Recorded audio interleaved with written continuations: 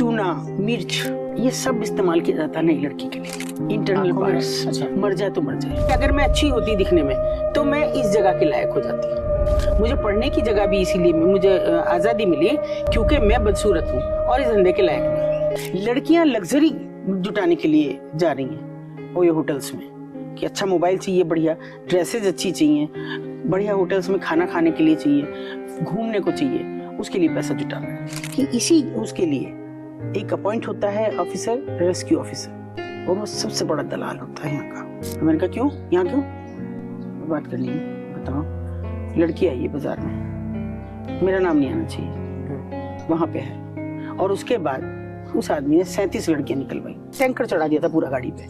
मेरी बेटी की शादी थी और हम कार्ड बांटने गए थे। लड़की जब मरी मेरे आंखों के सामने, मुझे समझ नहीं आ रहा था क्या हुआ होगा इसके साथ। तो उसने मेरा हाथ पकड़ा, जब मैंने उसका हाथ पकड़ा, कस के पकड़ा कि बेटा हिम्मत रख, सब ठीक हो जाएगा, मैं तुझे बाहर लेके जाऊँ। नहीं, अब नहीं बेचूंगी मैं। नेपाली लड़कियों की ज्यादा डिमांड है, और दूसरा वो 30 साल तक भी यंग लगती है। दूसरा कम उम्र की लड़की चाहिए। एक लंबा चौड़ा सा आदमी निकला और मैंने कहा लड़की कहाँ है, जरा लड़की देख। उसने कहा मैं मैडम अंदर कैसे जाऊँ।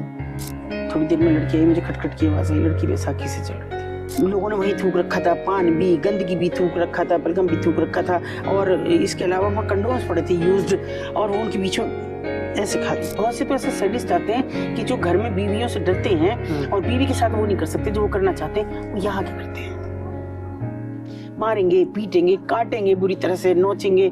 और वो इतनी खतरनाक हंसी थी उसकी जो सच मानो रही, मेरे कान में गूंजती आज भी। वो हंसी मेरी तरफ को देखकर बस हंसती हुई रहेगी, ऐसे कैसे।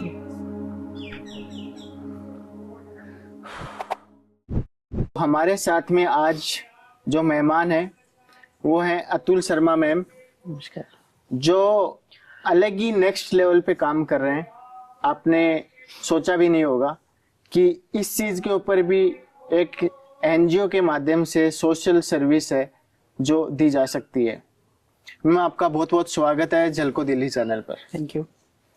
तो मैम ये थोड़ा सा बचपन का हम लेना चाहेंगे, कहाँ से आपका सफर शुरू हुआ, थोड़ा सा शॉर्ट में, फिर हम आगे हम एनजीओ से रिलेटेड जो भी आप काम कर रहे हैं उस पर बात करेंगे। जी देखिए, मैं तो कहूँ कि जैसे मेरी पैदाइश के साथ ये तय हो गया था कि मुझे शायद यहाँ काम करना है, क्योंकि मैं जहाँ से बिलोंग करती हूँ, जहाँ मेरा मायका है, वो बिल्कुल एक पैरेलल, एक ऐसे आड़ी सड़क का दूरी है, और इधर से बाजार शुरू हो जाता है जहाँ नहीं व्यापार जैसी चीज होती थी।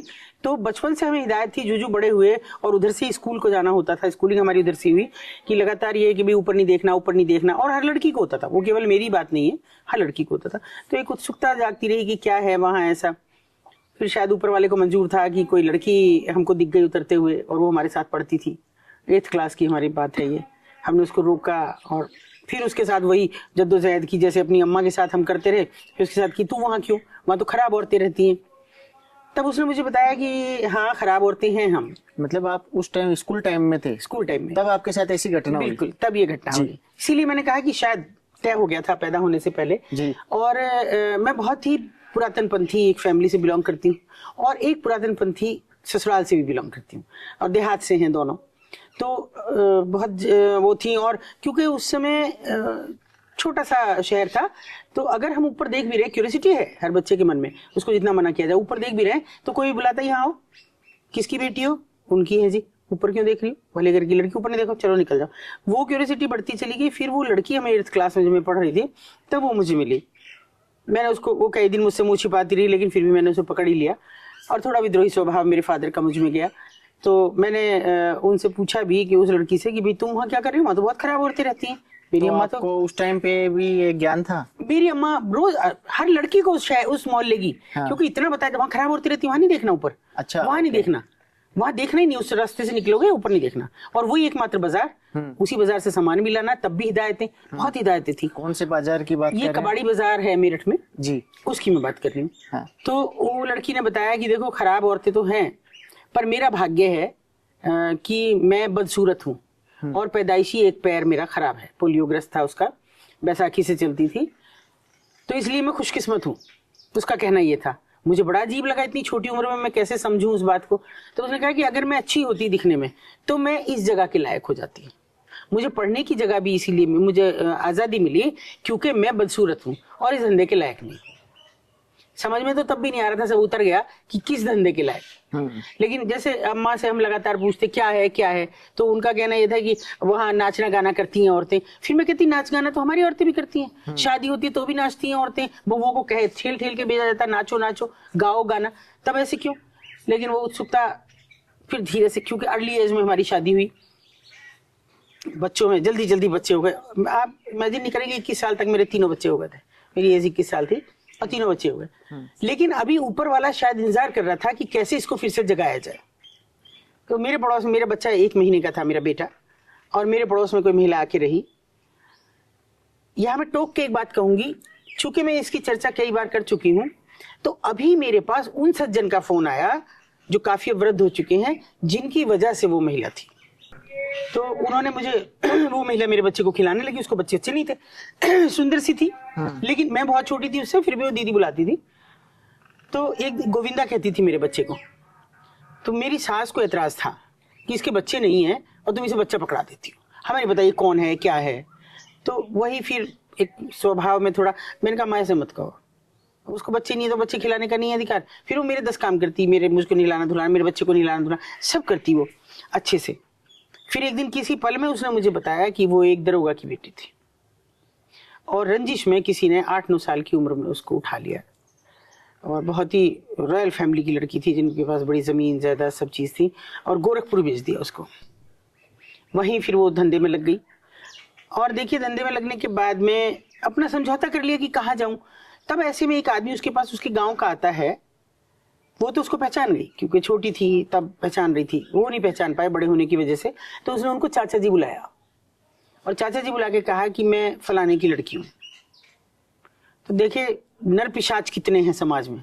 वो तो सब ठीक है कि आप उनकी लड़की हैं, आप मुझे चाचा जी भी कह रही हैं, मगर मैंने तो पैसा दिया है ना। देह धर्म एक तरफ है और बाकी धर्म दूसरी तरफ है। यहाँ आके ये एक धर्म की अलग परिभाषा है बिल्कुल। तो फिर भी वो इंतजार करती रही। वो हर दिन आए, हर दिन उसके साथ मुफ्त में सेक्स की भूख मिटाई, पैसा भी देना बंद कर दिया। और फिर एक दिन बोले कि आप सब पैसा वैसा सब इकट्ठा कर लो और मैं यहाँ से ट्रांसफर ले रहा हूँ, गवर्नमेंट जॉब में थे, और फिर मैं लेके चलूंगा तुम्हें। उसने सब जेवर दूसरों का भी लिया, पैसा भी लिया।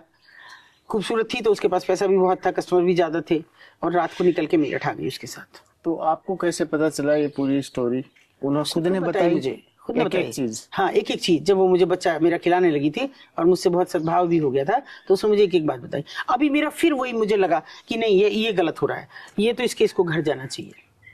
सबकी खुशामदी की। तब मेरे सास ससुर भी जिंदा थे। बता दिया था सास ससुर को? बताया फिर आपके पति को भी बताया? पति को ही बताया पहले। अच्छा, वो क्या भी करते थे आपके पति? उस समय क्या पढ़ रहे थे वो भी। अच्छा। हम भी पढ़ रहे थे, वो भी पढ़ रहे थे। तब तक तो जॉब ही नहीं थी, हम तो बिल्कुल पढ़ते पढ़ते शादी हो गई।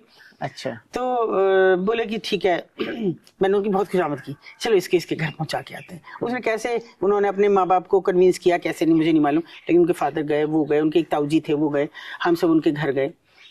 और इतने दुर्भाग्य की बात है कि उसके 2 भाई हो गए थे उसके बाद में, बिल्कुल हूबहू बहन की शक्ल दिख रही थी उनमें। और सब कुछ सुना उन्होंने, रोए, माँ भी रोई, बाप भी रोया, सब कुछ रोए, लेकिन हाथ जोड़ लिए, नहीं रख सकता। हमने उनसे कहा भी कि आप सोच रहे ना हमारे घर रह रही थी, इसने आप बताया है, नहीं मैं नहीं रखूंगा। तो आपने उस टाइम पे ऐसा नहीं सोचा कि यार ये स्टोरी को हम ना बताएं, कि मतलब ताकि उनको उस चीज का हर्ट नहीं हो, मतलब छुपा लिया जाए? उनसे तो छुपा ही लिया था हमने। अच्छा। उनको तो कहीं हमारे यहाँ रह रही है। हाँ। उनको तो बताया ही नहीं पूरा का पूरा। तो फिर उनको कैसे पता चला? उनको नहीं पता। उन्होंने कहा हमारे यहाँ से चली गई, ठाकुर थे कि भाग गई। अच्छा, ऐसे मान लिया हमने। तो अच्छा। 8 साल की लड़की भाग गई, समझ गए कि हमारी तो बेदनामी हो जाएगी, हम इतने साल में क्या दिखाएंगे, क्योंकि उस समय वो लगभग 32-33 साल की थी। जी। इतना लंबा अरसा गुजर चुका था। अगर भाइयों की शक्ल ना मिलती, बाप से शक्ल ना मिलती, तो शायद वो मानते भी नहीं कि वो है। वो आ गई हमारे साथ, और हमारे घर में भी अगर उनको ये तो सिर्फ भागने तक की बात पता थी उनको, हाँ, वो उसी से वो लज्जित महसूस कर रहे थे। देखिए ये तो वेस्टर्न यूपी की अब भी है कि लड़की भाग गई तो मर गई। हमारे से या तो हम मार दिए, वो मर गई। अगर उनको ये चीज पता चलती कि हाँ, तब तो कोई मतलब ही नहीं था, बात भी करने का शायद मतलब नहीं था। ऐसा तो बहुत लोगों के उसमें हुआ है कि इसमें हमारे पास, हम उसको वापस लाए तो हमारे घर में भी तब तक बदलाव आ चुका था। घर तक पहुंचते पहुंचते, क्योंकि उसको उसके माँ बाप ने नहीं रखा, तो सारा घर एक तरफ था, और ये एक मैराथन बहस चली रात भर सबके घर में, मेरे घर में रात भर। और मैं उनमें ऐसा अपराधी की तरह थी लगातार बहस करती हुई, बहस तो बराबर कर रही थी मगर बिल्कुल मुझ पे पूरी फोकस था सबका कि इसकी वजह से हुआ ये। वो सब सुन रही थी नीचे और वो उसी वक्त चली गई। और सच में मुझे कोई दुख भी नहीं हुआ, मुझे लगा चली गई तो चली गई, लेकिन अभी तो ऊपर वाला तो बिल्कुल मुझे वहां धकेल के ले जाने वाला था हर हाल में। 1 साल बाद वो आती है, 10 भाई दूज के दिन, और अच्छी सी साड़ी वाड़ी सब ठीक ठाक पहन के थी वो, जेवर वेवर, और फलों के टोकरे ले रखे थे, मिठाइयाँ बहुत सारी ले रखी थी। आई वो, और मेरा बेटा भी चलने लगा था तब तक, ताकि बोली गोविंदा को मैं टीका करने आई हूँ। बस वो मैं कभी उस गिल्ट से निकल नहीं पाई, कभी भी। मैंने उसे मना कर दिया। अच्छा। कि नहीं, पहले ये बताओ तुम कहाँ थी अब तक, और अब तुम्हारे पास ये सब कैसे आ गया? कल तक तो तुम बर्तन मांज रही थी दूसरों के घरों में। उसने कहा कि तुम्हारे समाज ने तो नहीं रखा, मेरे ने भी नहीं रखा, तो जहाँ थी वहां चली गई। और वो इतना शॉकिंग था मेरे लिए, मैंने उस वक्त ये सुनकर, अरे ये तो वही खराब औरत है। तब तक कोई ऐसी इच्छा नहीं थी कि कहीं किसी का उद्धार किया जाए, कुछ भी नहीं थी। मैंने कहा जाओ ये सब ले जाओ, मुझे नहीं, ना मैंने बच्चा दिखाया उसको, ना टीका करने दिया, और वो आंखों आंसू लिए चली गई। लेकिन आप शायद यकीन नहीं करेंगे उस मेरी मनस्थिति का, मेरे अंदर से कुछ हुआ। मैंने उसको जाते हुए देखा, उसने एक बार यूं मुड़ के देखा, मैं वो आज तक भी नहीं भूल पाई, कभी नहीं भूल पाई कि कैसे मैंने कह दिया। मैं शायद उसे रखती तो वो उस जगह ना चली जाती, लेकिन मेरे सामने भी मेरा फैमिली थी, मेरे कुंवारे देवर थे, नंद थी, उनकी सबकी शादियों में बड़ी होने के नाते बहुत सारी जिम्मेदारियां थी, सास ससुर थे, उनसे विरोध की भी मेरी स्थिति नहीं थी। तो फिर सब कुछ नॉर्मल हुआ, शादियां हो गई सबकी, और सास ससुर भी नहीं रहे इत्तेफाक से। तो मैंने फिर उनसे एक बार खुशामद की अपने हस्बैंड से, मैं जाऊं, उसको ढूंढना है, कोई और बात नहीं थी। और मैं सोचती थी केवल यही एक रेड लाइट एरिया है। तब तक समझ आने लगा था, क्योंकि मुझे पढ़ने का बहुत शौक शुरू से रहा। मैं शरद चंद्र पढ़ती थी बहुत ज्यादा, मैं ये आपकी शिवानी को पढ़ती थी, चांद शिवानी को। तो मुझे वो सब चीजें मेरे सामने आ रही थी। तो मैंने कहा एक बार मैं जाऊं उसको ढूंढना। उन्होंने आज कहा बेवकूफ है, वो घुसने देंगी? मैंने कहा मैं हाथ जोड़ लूंगी, बस ढूंढना ही तो है मुझे। तो उन्होंने बस मुझे एक बात समझाई थी, ये मत कहना मैं किसी को ढूंढने आई हूँ, जाना है जाओ। मैं अकेली गई, और अकेले जाने के बाद में 100 सवाल जो मुझसे खड़े हुए पहले दिन, मैं उनके लिए तैयार नहीं थी। मैं वापस लौट आई, फिर पूरी रात हिम्मत की, फिर अगले दिन गई मैं, और फिर हर दिन धक्के मिले मुझे गालियां दी, यहाँ क्यों आ रही है, यहाँ क्या करने आ रही है। फिर मेरे दिमाग में मेरी एक फ्रेंड थी, मैंने उसको लिया एक दिन, उनका तू मेरे साथ चलेगी? तो मैं, कहाँ ले जा रही है? मैंने कहा एक बार चल। वो मैरिड थी? हाँ, बच्चे थे उसके भी। ओके। मैंने कहा एक बार चल। बोली अगर उनको पता लगा तो तू पता, दोनों दोस्त हैं जो मिल के मारेंगे हमें। मैंने कहा चलो वो भी देखा जाएगा। गए हम, लेकिन वो बहुत शार्प थी, बोलने में बहुत ज्यादा। तो उसने वहां जाके कहा, अरे एक तो तुम्हारे बच्चे पढ़ाने आती है ये, और मुझे भी घेर घाट के, मुझे तो फ्री में तनख्वाह दे रही है ये अपने पति से ले लेके, और तुम बच्चे नहीं पढ़ाने दे रही। तो बोली बच्चे, इसने तो कभी नहीं कहा बच्चे पढ़ा रही हूँ। मैं भी तैयार नहीं थी इस बात के लिए। मैंने कहा हाँ मैं आती इसलिए थी, लेकिन तुम लोगों ने मुझसे मेरी सुना नहीं। तो उन्होंने कहा ठीक है बच्चे पढ़ाओ, मगर अलग अलग जाके पढ़ाओ। मेरा बच्चा यहाँ है तो यहाँ पढ़ाओगी, जिसका मेरे या दूसरे का नहीं आएगा मेरा दूसरे का नहीं जाएगा। बड़ी जबरदस्त इनके अंदर ये एक प्रतिद्वंदिता है। ऐसा क्यों? बिजनेस है ना, हर किसी बिजनेस वाले में होती है। तो बच्चा जाएगा, हाँ। क्या पता, ये छोटे छोटे बच्चे बड़े शार्प हो जाते हैं, दौड़ के जाते हैं, तेरा कस्टमर आया है, तेरा ग्राहक आया है, हर चीज को जानते हैं। हाँ उनका बच्चा अच्छा, छोटे से कोई, इसको तो पता है ना कि क्या करना है, वो सब पता होता है। तो धीरे धीरे वो शुरू किया, लेकिन वो 1 साल ऐसा था, इतना कष्टकर था कि कहीं वो नहीं मिल रही थी। मैं बच्चे पढ़ाती कम, ढूंढती ज्यादा थी, वो मुझे कहीं नहीं मिली। फिर मेरे एक ममिया ससुर लगते थे, उन्होंने मुझसे कहा कि तुम वहां जा रही है, एक काम करे, ये 96 की बात है और 94 से मैं जा रही थी, कि तू एक बार संस्था बना ले, थोड़ा तू मजबूत रहेगी, वरना तुझे किसी दिन कोई कूट पीट देगा और हमें जो है बवाल करने पड़ेंगे। अच्छा, उन्होंने मेरी संस्था बनवाई, उस क्लॉज में डाला भी कि भाई ये भी हम करेंगे, उनके उद्धार के लिए भी कुछ करेंगे। फिर एक राह मिल गई, और 97 में हमने पहला रेस्क्यू किया। फिर 97 में, 1 साल बाद। और वो बहुत डरावना था, बहुत मुश्किल था, लोगों को उम्मीद ही नहीं थी कि रेस्क्यू जैसी भी कोई चीज हो सकती है। इवन प्रशासन को कोई उम्मीद नहीं थी कि रेस्क्यू जैसी भी कोई चीज है। एक्ट है हमारे यहाँ, सारी चीजें हैं उसमें एक्ट में खुली हुई हैं, मगर रेस्क्यू रिहेबिलिटेशन जैसी कोई चीज नहीं थी। वो पहली लड़की हमने निकाली और उम्र दराज थी उस समय तक, बच्चा था उसका।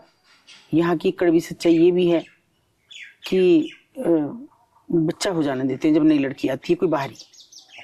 अच्छा, ताकि वो ना क्यों, माँ तो माँ है, माँ तो मैं भी माँ हूँ, वो भी, उससे छीन लेंगे ना फिर जब तक रहेगी, जब तक बच्चा उनके पास है। कंट्रोलिंग ओके, ये एक तरीका है बस, और कोई तो कंट्रोल करने का तरीका नहीं। लेकिन मतलब ऐसा मैंने कहीं पढ़ा था, आपके कोई पॉडकास्ट आया था मेरे सामने, तो उसमें ऐसे चर्चा हो रही थी कि मतलब जो कस्टमर आते हैं वो डिमांड करते हैं कि उनको मतलब एकदम 14-15 साल की लड़की मिले जो शादी नहीं की हुई हो। हाँ, इस तरीके से वो तो बिल्कुल, वो एक दूसरा फेस हो गया। एक फेस ये है कि जो लड़की जबरदस्ती भगा के लाई गई है, जिसको जबरदस्ती बेचा गया और वो विरोध कर रही है, उसको तो पहली बार कोई प्रोटेक्शन है ही नहीं। उसके लिए तो हिदायत होती है कि इसको ये प्रेग्नेंट होनी ही होनी, जिससे जरा भी हो। और आप देखिए जो पहली लड़की निकाली उसको वहां 14 साल हो चुके थे, तो जिसके मन में जज्बा निकलने का वो निकलेगा। तो साल बाद जैसे आपने बताया कि उनका फोकस होता है बच्चा हो जाए, तो प्रेग्नेंट है वो किससे करवाते हैं? कोई भी आए कैसे भी हो जाए। इसीलिए पहले उनके बच्चों को जो गंदी गाली हम देते थे वो नहीं दे सकते आज प्रोटेक्टिव हैं वो सब, क्योंकि वो बच्चा उन्हें पता है किसका। एक औरत के 4 बच्चे हो सकते हैं, 4 अलग अलग आदमी के हो सकते हैं, मगर वो उसे पता है किसके हैं। रेगुलर कस्टमर है कोई, कभी कभी आने वाले कस्टमर है, या जिसके साथ उसका थोड़ी आंतरिकता हो गई उसके साथ है। तो लेकिन अब वो वाली बात है नहीं जो आज से 30 साल पहले की मैं बात कर रही हूँ, तो वो नहीं है। अब थोड़ा सा बदलाव है इसमें। तो और उसके बाद तो ये लगता था कि जब भी एक लड़की निकाली तो उसके प्रति मेरा गिल्ट थोड़ा कम हुआ, जिसको मैंने वापस भेज दिया था। और ये लगता है कि निकालती हूँ, फिर अगले दिन से वो एक आग जलती है कि नहीं अभी नहीं। और मैं अभी भी सोचती हूँ कि शायद अब उसकी उम्र शायद होगी 65-70 साल के करीब में होगी। ये कौन से ईयर की बात है? जब वो नहीं ज्यादा ही होगी, 98 या 90? नहीं ज्यादा ही होगी। 98 की क्यों, वो जब मिली मुझे, अरे जब तो मैं बच्चा थी। अच्छा, ये 72-73 की बात है। तो हो सकता है मुझे ये भी पता लग जाए कि वो नहीं रही दुनिया में, तो शायद गिल्ट कम हो। 532 लड़कियां निकाली, लेकिन हर दिन उस दिन सुकून मिलता था, अगले दिन फिर ये लगता था कि और भी तो कोई आ गई होगी उस जैसी, पता नहीं किसी से उसने भी सहायता मांगी हो, गुहार लगाई हो और कोई इसकी मदद ना कर पाया हो। और प्रशासन से तो कोई मैं कभी उम्मीद करती नहीं, पिछले 30 सालों में नहीं की मैंने कभी, सिवाय इसके कि वो पलटवार मुझ पे करें। मैं चाहे मर गई हूँ, चाहे मेरा दुनिया भर का मतलब मैं बहुत खराब, मैं उस पर नहीं कहूँगी, बहुत खराब प्रशासन का रहता है, जाने क्यों। फिर उसके बाद में ये आपका एनजीओ रजिस्टर करने के बाद में फिर पहला रेस्क्यू था। उसके बाद लड़की का, उसके बाद तो हमने 532 लड़कियां निकाली। अच्छा, दिल्ली के अंदर आपने कभी जैसे फेमस एरिया है जीबी रोड, वहां पर आपने रेस्क्यू वगैरह नहीं किया? नहीं, रेस्क्यू हमने भी कभी नहीं किया। देखिए मैं ये सोचती हूँ कि मैं अपना घर नहीं साफ करूंगी अगर, तो दूसरे घर में झाड़ू पोछा करने क्यों चली जाऊं? मेरा तो सड़ा हुआ पड़ा है, पहले मैं अपना तो कर लूं। अभी भी लोगों ने मुझे कहा कि भाई अब तो आपके यहाँ से डिमोलिश हो गया, हालांकि मैं इसे बहुत बड़ा गलती मानती हूँ, नहीं हटना चाहिए था।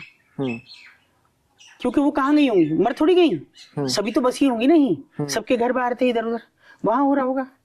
मगर क्या सोचा कोर्ट ने, क्यों डिमोलिश करने के आदेश दे दिए, क्यों सब चीज हुआ, मैं उसमें तो नहीं जाऊंगी। मगर पहले उनको रोजगार हमको देना चाहिए था। लेकिन यहाँ पे ना रोजगार की भी स्थिति खराब है, क्योंकि रोजगार तो आम आदमी के लिए नहीं है, उनके लिए कहाँ से होगा। बहुत से लोग मुझे कहते हैं ये निकलना नहीं चाहती, ये यहाँ से जाना ही नहीं चाहती, और अगर ये चाहे तो कौन इन्हें रोक रहा है।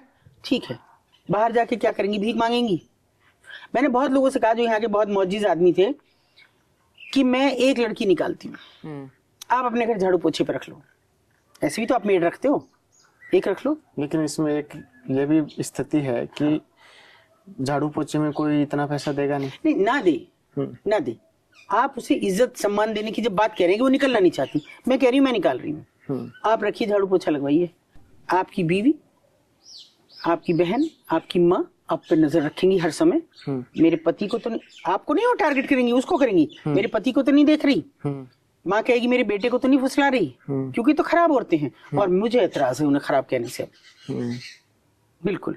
और मैंने अपनी मदर के जीते जी भी उन्हें कहा, मैंने कहा अम्मा अब कभी मत कहना उनको कि वो खराब औरतें हैं, उनको खराब हमारा समाज कर रहा है। वो किसी के घर में नहीं आ रही, किसी के घर में आके खींच के तुम्हारे मर्दों को नहीं ले जा रही हैं, तुम्हारे मर्द वहां जा रहे हैं घर के, वो खुद खराब हो रहे हैं। तो हम ये नहीं कह सकते कि वो खराब औरतें। और ये मुझे एतराज है, चाहे वो जीबी रोड की हो, चाहे वो यहाँ की कलकत्ता की हो सोनागाछी की, और चाहे मुंबई की कमाटीपुरा की हो। और अब तो आइडेंटिफाइड ये 4 या 5 है, अनआइडेंटिफाइड इतने रेड लाइट एरियाज हैं जिनके आप इमेजिन नहीं कर सकते। छोटे छोटे, मैं उन्हें रेड लाइट एरिया इसलिए कह रही हूँ कि छोटे छोटे मोहल्ले हैं, वहाँ ये हो रहा है पैसा कमाने के लिए। लड़कियां लग्जरी जुटाने के लिए जा रही हैं ओयो होटल्स में कि अच्छा मोबाइल चाहिए, बढ़िया ड्रेसेज अच्छी चाहिए, बढ़िया होटल्स में खाना खाने के लिए चाहिए, घूमने को चाहिए, उसके लिए पैसा जुटाना है। तो क्यों खराब औरतें वो हैं? ये नहीं, ये तो मजबूरी की दुनिया की सताई हुई है, इनको आप खराब ना कहें। एक बेटी निकल के जाती है तो वहाँ वो खराब नहीं होती, वो खराब की जाती है। तो अभी तो जैसे आप ओयो की बात करो, ओयो की भी मतलब जो इमेज है वो इस तरीके से बिल्ड हुई बिल्कुल कि लोगों को लगता है कि कोई ओयो में जा रहा है तो इसी चीज के लिए जा रहा है। देखिए मुझे मरना तो मंजूर है, अब जीवन के आखिरी चक्र में हूँ, हाँ। मगर अपने शहर को तो मैं ओयो से साफ करूंगी। अभी और नाम लेके कह रही हूँ, नोटिफिकेशन भी एक जारी किया था कि भाई ओयो के अंदर जो मैरिड होंगे उन्हीं को वो दिया जाएगा और आईडी प्रूफ लिया जाएगा। अच्छा, मैरिड होने का क्या सबूत? अभी नोटिफिकेशन आया था और सब जगह न्यूज भी बनी थी इसकी। न्यूज बनी है जी। मैरिड होने का आप क्या देंगे? पूरा सपोज करो मैं हूँ, मेरे पास मैरिड होने का क्या है? मेरी तो साधारण शादी हुई है, तो सर्टिफिकेट तो बने नहीं। सर्टिफिकेट तो हर टाइम कोई रखता भी नहीं कोई रखता भी नहीं है ना, लेकिन होता ही है कि जैसे उसमें केयरिंग ऑफ या हस्बैंड ऑफ, हाँ ऐसा आ जाता है। ऐसे देंगे। अच्छा, ये चेक करने कौन जाएगा आप बताइए जरा? वो जो वहाँ पैसे लेंगे वही जाएंगे ना, वेरीफाई करके चले आएंगे आपको। यहाँ भी तो होता है, मैंने कितने पुलिस वालों को पकड़ा ऊपर और इतनी बेइज्जत किया, इतना बेइज्जत किया कि शायद नीचे करती तो वो मुझे उठा के जेल में डाल देते। कैसे पैसा जाता है पुलिस को? पुलिस को पैसा जाता है, पूरा पैसा जाता है, चेन है पूरी, थाने बिकते हैं, चार्ज लेना है इस थाने का, इतना पैसा जाएगा। अच्छा, ये मतलब बिकते किसके हाथ है, मतलब कौन क्या होता बहुत है? बिचौलिया है, बहुत है। किसी थानेदार को वहां की पोस्टिंग चाहिए, पकड़ेगा किसी नेता को, उच्चाधिकारियों से गुहार लगाएगा। उच्चाधिकारी भी उससे, उच्चाधिकारी जो है डायरेक्ट तो नहीं बात करेंगे किसी अपने दरोगा से, इंस्पेक्टर से। नेताजी के थ्रू हो गई बात, नेताजी का भी बंद गया, जिसके थ्रू जाएंगे तो उसका भी है पैसा, ऊपर भी जाएगा और खुद को भी खाना है अगर वो जितना पैसा देके जा रहा है वहाँ थाने चार्ज पे। और 1 साल का केवल अनुबंध है, वो एक तरह का अनदेखा अनुबंध है, तो उसको भी कमाना है, पहले वो पैसा पूरा करेगा तभी तो कुछ और करेगा, आगे सबको देगा। तो हाँ, तो तैयारी है कि, और अच्छा काम उसको रिवार्ड दिया जाता है कि इसका बहुत अच्छा काम है, तो लिहाजा कंटिन्यू किया जा रहा है उसी जगह पे फिर से। अगर वो रेगुलर हाँ जा रहा है, पैसा दे रहा है बस तो हिलेगा ही नहीं वहां से। ना हिलेगा नहीं। और इतनी लड़कियों में आज तक हमने पुलिस को सूचना नहीं दी। पहले लड़की पकड़ते हैं, मीडिया को बुलाते हैं और लड़की को रेस्क्यू करते हैं, उसके बाद पुलिस बुलाते हैं। तो होना उल्टा चाहिए, पहले पुलिस जाए, है ना, पुलिस हमारे साथ खोजे, क्योंकि हमारे साथ कुछ भी होता है, मेरे बहुत छोटे हैं, ये सब निशान मेरे वहीं के ही हैं, सब मार दिया था मुझे जान से बिल्कुल, मगर पुलिस का आने का मतलब लड़की गायब हो जाए। नहीं, आपको ये कब एहसास हुआ कि मतलब पहले आपने सोचा होगा कि पुलिस मेरी मदद करेगी, जब भी दिक्कत आएगी मैं पुलिस को बुला लूंगी, लेकिन आपको ये एहसास कब हुआ कि भाई ये तो पूरा सिस्टम बना हुआ है, चैन बनी हुई है, मेरी मदद नहीं उल्टा उनको भगा देंगे या छुपा देंगे? मुझे ये एहसास तो ये समझ लीजिए कि उस 1 साल के दौरान हो गया जब मैंने संस्था रजिस्टर भी नहीं कराई थी और मैं यूं ही खाम ख्याली में इधर उधर घूम रही थी। उस समय मुझे हो गया था, क्योंकि अक्सर वहां पुलिस वाले मिलते थे, किसी का डर तो उस समय था नहीं, वर्दी में भी आ जाते थे, तो वो कोई डर नहीं था। इसलिए मुझे लग गया था कि पुलिस से तो कभी मदद मांगूंगी नहीं मैं, कितनी भी मुश्किल आ जाए पुलिस से नहीं मांगूंगी। और इससे बड़ा और कुछ नहीं हो सकता कि इसी उसके लिए एक अपॉइंट होता है ऑफिसर, रेस्क्यू ऑफिसर, और वो सबसे बड़ा दलाल होता है यहाँ का, सबसे बड़ा। वो जितनी इनकी पैरवी करता है उतनी हमें अपोज करता है, कोई भी आ जाए, कोई भी, उसके लिए हमसे बड़ा कोई दुश्मन नहीं। वो 4 जगह हमारी बुराइयां करेगा, पुलिस में करेगा, प्रशासन में करेगा, और जगह, अरे वो खराब आदमी है, वो परेशान करते हैं इन औरतों को बेचारियों को, ये क्योंकि उनका तो बंधा पैसा, उल्टा आपको अपराधी बना देते, अपराधी बना के छोड़ेंगे। मैं ये अलग बात है कि मैं बदतमीज हूं तो मेरे से ज्यादा मुंह नहीं लग पाते, मगर फैक्ट यही है कि कोई भी रेस्क्यू ऑफिसर, लोग जानते नहीं कि कोई रेस्क्यू ऑफिसर भी होता है। इस शहर के लोग दुनिया भर के अधिकारियों को जानते हैं पर रेस्क्यू ऑफिसर को नहीं जानते, सिवा उन औरतों के, वो जानती हैं। उन्हें पता होता है कब ट्रांसफर हो गया, कब नया आ गया। हमें नहीं पता होता था, उनको पता होता था। कैसे, मतलब आपकी नाक के नीचे सब कुछ हो रहा है, आपकी जानकारी में सब कुछ हो रहा है, फिर क्या नहीं समझ में आता कि आखिर क्यों हम नहीं। मैं एक छोटी सी मासूम सी लड़की थी और थोड़ी लाडली थी घर में, एक भाइयों की एक बहन थी, तो मुझे बचपन से इतना दर्द और इतना मेरे अंदर तकलीफ रही, तो औरों की क्यों नहीं। और ये सोच पाए कभी, बहुत लोगों ने मुझसे कहा जो बहुत ही मुअज़्ज़िज़ लोग थे और जो बहुत ज़्यादा मतलब समाज में अपनी प्रतिष्ठा रखते थे, क्या तो एक दिन चलना है हमें वहाँ। पहली बात तो मुझे ये एतराज़, एक दिन वहाँ दिखा के लाओ। क्यों भाई, वहाँ का तमाशा लग रहा है, सर्कस है, क्या दिखा के लाऊं आपको, कोई ज़रूरत नहीं है जाने की। फिर भी एक बुजुर्गार थे, उन्होंने हमसे बहुत खुशामद की, अरे बेटा मैं तो तुझे पता ही है कितना पुराना हो रहा हूँ, मुझे एक दिन दिखा के ला, मुझे भी उनके दुख दर्द को शामिल होना है। ठीक है चलो, गए। वो रुके एक जगह, मैंने कहा अच्छा यहाँ से आ जाओ, सड़क क्रॉस कर ले, ऊपर आ जाओ। इसमें मैं चली गई, वो नहीं आए। जब मैं नीचे आई तो गर्मी थी बहुत, और पसीने पसीने बिल्कुल ऐसे। मैंने कहा क्या हुआ, कभी तेरी हिम्मत है, तू तो ऐसे ही धड़ाधड़ भागी चली गई। मुझे गुस्सा इतना आ रहा था उस समय। मैंने कहा बाबूजी आप सोच के बैठे कि वहां एक औरत है, और मैंने सोचा कि वहां एक माँ बहन और बेटी है। बिल्कुल, मैं वहाँ अपनी बेटी से मिलने जाती हूँ, किसी से, कोई मेरे से बुजुर्ग है मैं उसको अम्मा कह के बुलाती हूँ, कोई मेरे बराबर की है तो मैं कभी कभी दीदी भी बुलाती हूँ, वो मुझे सब दीदी बुलाती हैं, लेकिन जो मुझसे बड़ी है उनको भी मैं दीदी बुलाती हूँ। बेटियों को बिल्कुल माँ की तरह सहलाती हूँ। आप नहीं कर सकते थे वो काम। इसीलिए बोलते हैं कि जब आप रोड पे चलती हुई एक लड़की को बहन समझने लग जाओगे, औरत को माँ समझने लग जाओगे, दादी समझने लग जाओगे, तो आप फील करोगे कि ये मेरी दादी है, ये मेरी बहन है। बिल्कुल, वरना नहीं करोगे तो फिर वो अपराध होगा नहीं, आप कर ही नहीं पाओगे, आप उस अपराध को कर ही नहीं पाओगे। तो वो मैंने उनको कहा, और मैंने उस दिन के बाद, आपको यकीन नहीं आएगा, शायद 14-15 साल इस बात को हो गए, मैंने उन सज्जन से आज तक भी मुलाकात नहीं की। लेकिन मैं पिता समान सम्मान देती थी उस समय, अब तो शायद नहीं रहे वो, मुझे ये भी नहीं मालूम रहे नहीं रहे, पर मैं उनके पास कभी नहीं गई, उनकी किसी मीटिंग में भी नहीं गई। वो भी एनजीओ चलाते थे, बाद में उन्होंने बनाया था, मैं किसी में नहीं गई। बहुत बार बुलाया भी उन्होंने। क्यों, क्या नहीं तो फिर आप मुझे किस दृष्टि से देख रहे होंगे। जब आप वहां बैठी हुई एक औरत को अच्छी दृष्टि से नहीं देख सकते, आप ऊपर चढ़ने में संकोच करेंगे, तो मेरे घर आने में, मेरे ऑफिस आने में भी तो आपको संकोच होगा। क्यों हुआ वहां जाके संकोच कि आप ऊपर नहीं चढ़ सके? फिर आप किस पुनर्वास की बात करते हैं, किस चीज की बात करते हैं कि वो खराब औरतें हैं? क्यों उन्हें खराब बोलते हैं? खराब तो आपके मन का चोर है।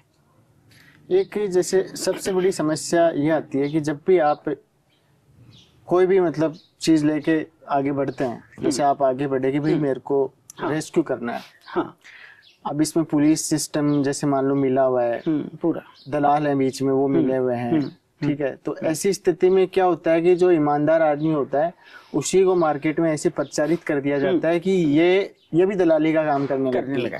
यहाँ में एक बात तो यहाँ आपको मतलब इस टाइप के डेफिनेटली मेरे को पता नहीं, लेकिन टोंट आए हैं, नहीं पक्का है ना, और बात फैलाई गई।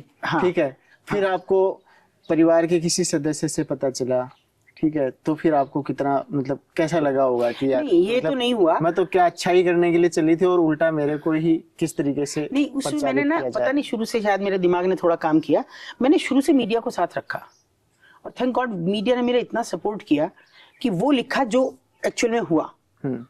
एक रेस्क्यू हुआ तो पूरा अखबार भरे रहे पूरे, और कहीं नेगेटिव कुछ नहीं लिखा गया।